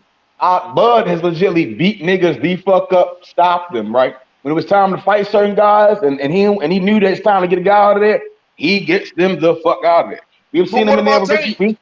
We've seen him with Ricky Burns, and then he still beat the motherfucker up to the 12th round. Same with Postar. Beat him the fuck up, made him hit that canvas. What about Tank? Tank knocked fucking Barrios out. Fucking Keith Thurman 147 couldn't do it. I understand that, but again, I'm still talking about a level of guys that give a certain level of resistance. A dog is a dog, man. I'm saying resistance. I don't get that's not boxing dialogue, right? I'm keeping it boxing. Again, Prograis and Taylor are just too big, too strong for a nigga that ain't. If you're not gonna fight them, they're gonna force you to fight them. Hold on, here's my thing, man. Here for me, I've never seen Dave get into a fight. When Dave got in a fight, niggas cried about it. Like, no, Dave shouldn't be fighting niggas. He was trying to fight on the inside. That's why he got hurt. And I'm like, that's the softest shit I've ever heard, bro. Bro, listen, how can you say that Devin can't That's the softest shit I've ever heard, bro. Because you're gonna have to fight music. You're gonna have to fight Josh Taylor. Catterall showed that. I'm saying though, how can so you're telling me that Devin Haney can't do what Catterall did? A boxer gonna fight when he wanna fight, and he gonna box when he wanna box. Hold on. I'm gonna repeat myself again. When Dave fought Linares and he started to fight Linares and got hurt, he didn't have to do that. Niggas, fucking what about? Hold on, Uncle and D. that's what a about roster nigga, bro? That came from featherweight. What about Josh? You're talking about the bigger nigga that you're gonna have to look, man. It don't matter how it look. At the end of the day, a win is a win. Okay. Man, listen. Here's my question. You keep talking about a Linares fight where the nigga won every other round besides getting clipped. I don't give a fuck if he won every round, bro. It's not Josh Taylor, bro. Hold on. It's not Josh Taylor. Stop telling me about him winning the round. Tell me how we can beat fucking Josh Taylor. Don't say he's going to just jab this nigga like Cambosa. It's not happening, bro. Hold on, get out your feelings. It's not happening. It's not that I'm in my feelings. Is that y'all keep using recycled points and it don't add up. It's not recycled points. JoJo, if you answer, quit deflecting and answer my fucking question. JoJo got his ass beat. JoJo got the shit beat out of him too. JoJo won 4 rounds. JoJo was 3 rounds. JoJo got the shit beat out of him. JoJo was 3 rounds to win that fight. Was it unanimous? Was it unanimous? Rolly Romero. Was it What the fuck are you talking about? You yourself said that point, right? Davis so Tank has that same skill set that a Taylor has. We know he's get the motherfucker out of My question to you is, hold on. I just haven't seen that. Hold on, bro. You keep talking about Devin Haney got touched by Linares. What the fuck was Jack Catterall doing to Josh Taylor? I'm not talking about him getting touched. I'm talking about him fighting the featherweight Linares. But you bringing up the Linares fight as a point to why he can't fuck with a bigger nigga. You gotta stop this shit, bro. Me off and try to talk about Marky is right, bro. Again, like the fuck I said. Niggas proud about him fighting on the inside with Linares and said, "Oh, he got hurt. He should have did that." Like what the softest shit I've ever heard. And then you niggas is going to sit here and tell me, and then you niggas going to sit here and tell me that Regis and Taylor and Tank, that's going to force you to fight at certain points. And you going to say, "Oh, you shouldn't fight the niggas." You're going to have to fight them. Floyd Mayweather said this shit to niggas to his face. Damn, I'm trying to let him said it to the face. You gave him he having a hard time. He said it's good to not get, but it's points. Niggas is going to cut that ring off so fast that you're going to have to fight them, bro. JoJo ain't that. Linares ain't that. You want to just down. I'm just going based on what I say with little niggas, bro. But you the same nigga who's sitting there putting Tank on the pedestal. How you gonna sit here and say fucking? You sit here and say that Devin Haney lost 4 rounds against JoJo, and you want to sit here and say that Devin Haney can't deal with nobody. But then you got fucking. Then you got you sit here and say that Tank Davis. Well, why did you say Tank Davis goddamn win 3 rounds against Rolly Romero? What about that? What about that? Let's talk about that. Why did Tank let Rolly Romero win 3 rounds? Why did Tank let Rolly Romero win them 3 rounds? Again, that's dumb shit. Because he knew. Again, that's dumb shit.